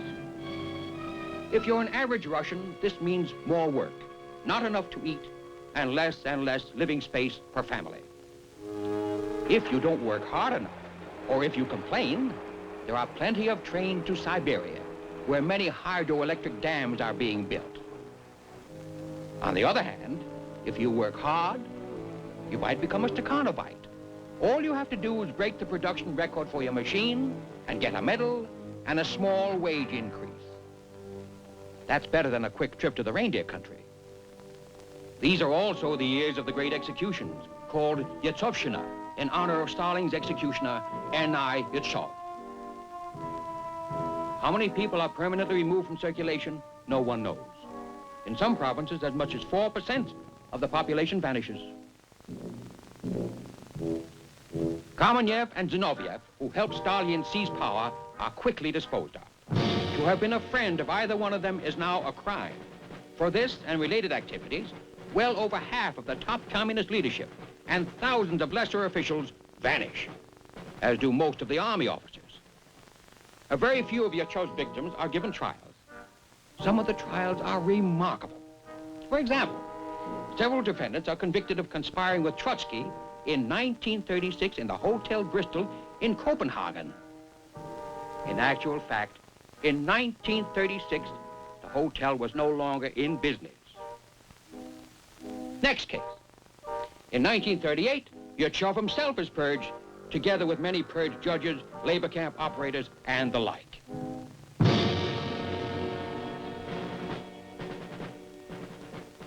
Coyoacan, near Mexico City, August 20th, 1940. A young man comes calling on an attractive secretary and, paying her little heed, plunges a mountain climber's axe into an old man's skull, and Leon Trotsky is dead.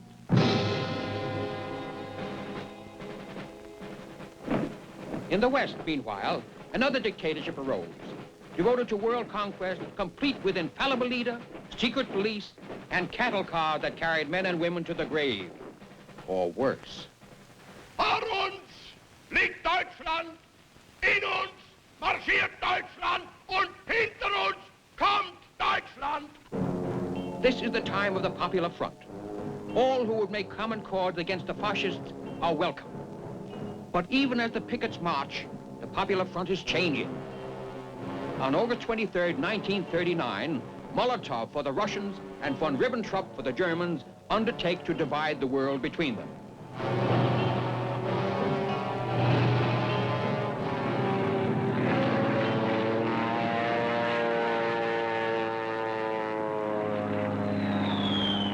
On September 1st, 8 days after the Nazi-Soviet pact is signed, German troops crossed the Polish frontier, and the world learns the meaning of a German word, blitzkrieg. On September 17th, the Red Army crosses Poland's frontier. On October 5th, Poland has disappeared. German and Russian shake hands at Przemysl. The scum of the earth, I believe. The bloody assassins of the workers, I presume. Germany gets more from the pact than help with the dismemberment of Poland. Russian icebreakers clear the way for German surface cruisers. Germans are also given a naval base at Murmansk and vast amounts of war material.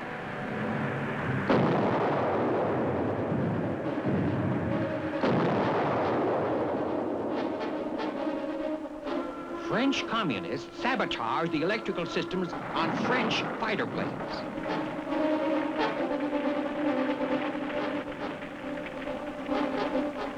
But with the fall of France, Hitler decides the pact has served its purpose and ends it by invading the territory of his recent partner, Russia.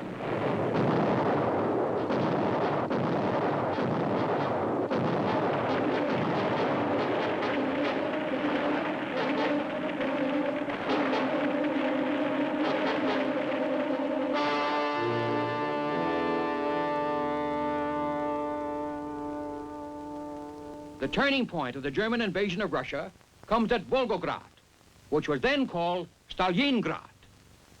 When the war ends, Russia acquires as the spoils of war eastern Poland, Bessarabia, Subcarpathian Ruthenia, East Prussia, northern Sakhalin, the Kuril Islands, and portions of Finland. Latvia, Lithuania, and Estonia are incorporated as Soviet republics, and much of their native population is deported. There are Russian zones of occupation, pending final peace treaties in Germany, Austria, and North Korea. And the Russians have the right to maintain garrisons in Poland, Hungary, Romania, and Bulgaria. How did we get from here to there, to the present situation, with an iron curtain dividing Europe and communist outposts throughout much of the world? What is the secret of communism's post-war expansion? What methods do they use? The answer is, they use them all. Occupying troops remain until political domination is achieved in Poland, Romania, and Hungary. Zones of occupation become zones of continuing influence and control in East Germany and North Korea. Along with their political and psychological efforts, economic aid and trade agreements help spread the Soviet influence in Africa and in the Middle East. Force is avoided wherever possible. But when it is needed, it is used. The expulsion from the mainland of the Chinese nationalist government is a military exercise, complete with artillery, tanks, infantry, amphibious operations, casualties, and refugees. Subversion is, of course, an important technique of communist conquest. Czechoslovakia in 1948 is an established democracy in Eastern Europe. Suddenly, a rash of strikes. Conservative elements resign from the cabinet. Communist deputies pound their desks as the street demonstrations reach riot proportion. Police brutality in putting down the riots is charged, and the communists take over the police.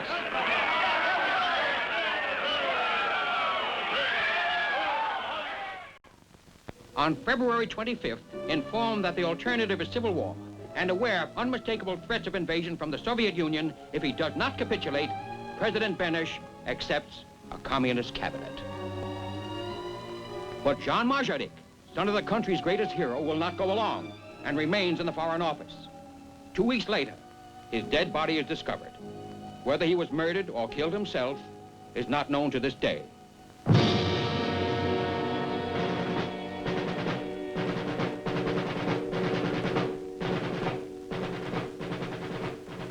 Three months later, a constitution, Soviet style, is adopted by Parliament.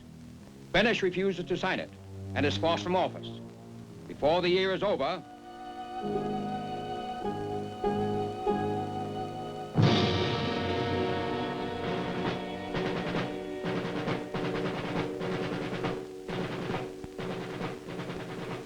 Czechoslovakia, like its heroes, Benesch and Marjadik, is dead. And Eastern Europe? The Iron Curtain has descended across the continent. Behind that line lie all the capitals of the ancient states of Central and Eastern Europe. Behind the Iron Curtain, it is easy to express contentment with your lot, and difficult and dangerous not to. But human freedom dies hard. Uprisings and strikes in East Germany in 1953 and in Poland in 1956 are put down with local police, augmented by Russian soldiers.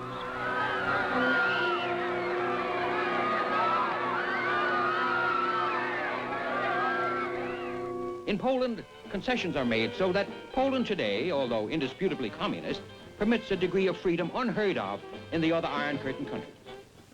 Poles are permitted to criticize government decisions if they do so discreetly. An occasional political joke is allowed, but loud laughter is not recommended. You might disturb your neighbor, and he might be the law.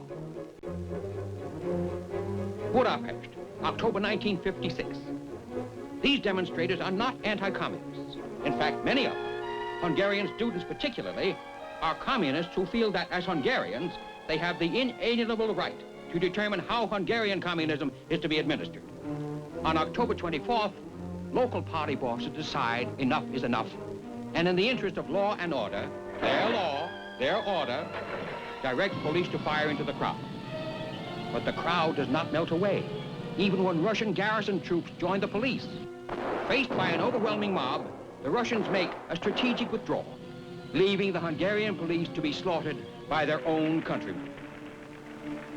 In November, Imre Nagy, who was a communist, but a Hungarian communist, speaking as prime minister, declares Hungary neutral as between Russia and the West. The Russians hesitate, the Hungarians celebrate. But hesitation and celebration end soon. An entire Russian army invades Hungary and crushes the revolt. Nagy visits the Russians under a flag of truce to discuss surrender terms. On June 17, 1958, his execution is announced. No flowers, please. For many Cubans, the years before 1958 were hard. As in many other countries, the Cuban peasants rarely owned the land they worked so hard to till. For the urban masses, life in city slums was also depressing. Filth and disease flourished. Yet most of these poor Cubans, the proletariat of Marx, suffer their lot almost as if they were unaware that there was another way to live. When Fidel Castro was ready to come out of the Sierra Maestre, his support is based not on the poor, but on the middle class.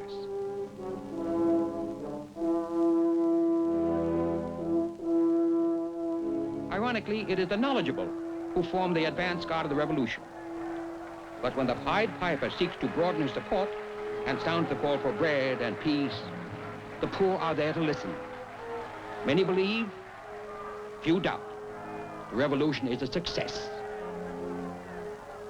Castro's brother Raul is already a self-proclaimed communist. His close associate, Che Guevara, had participated in the unsuccessful revolution in Guatemala. But in the enthusiasm of the revolution, few Cubans, even in the middle class, believe that Fidel Castro will ever turn communist. At first, he promises free elections. He acknowledges many of the traditional rights of citizens and the established institutions of government. But the elections never take place, and the government quickly becomes an instrument of coercion. The takeover is a success.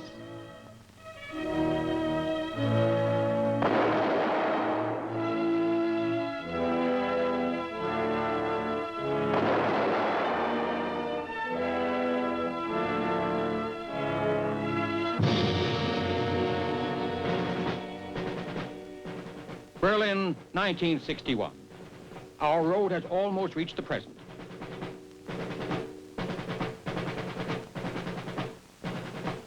Why have the Russians built this wall? Why are all Berliners denied the right, guaranteed them under the international agreements, to pass freely from zone to zone within Berlin? The communist explanation is simplicity itself.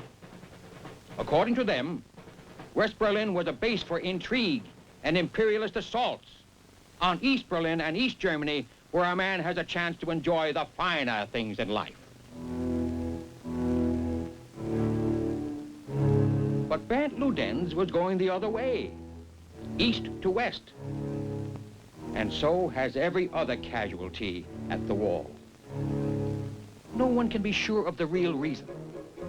But prior to the erection of the wall, almost anyone who could get into East Germany could reach West Berlin if his feet held out. And many did. Once in West Berlin, you are outside the Iron Curtain. The free passage of people between East and West Berlin was the only physical gap in the Iron Curtain. So the Russians sealed it. The wall is a solid fact.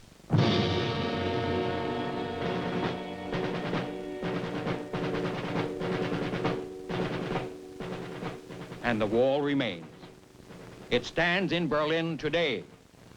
It stands and will stand wherever the road of world communism leads.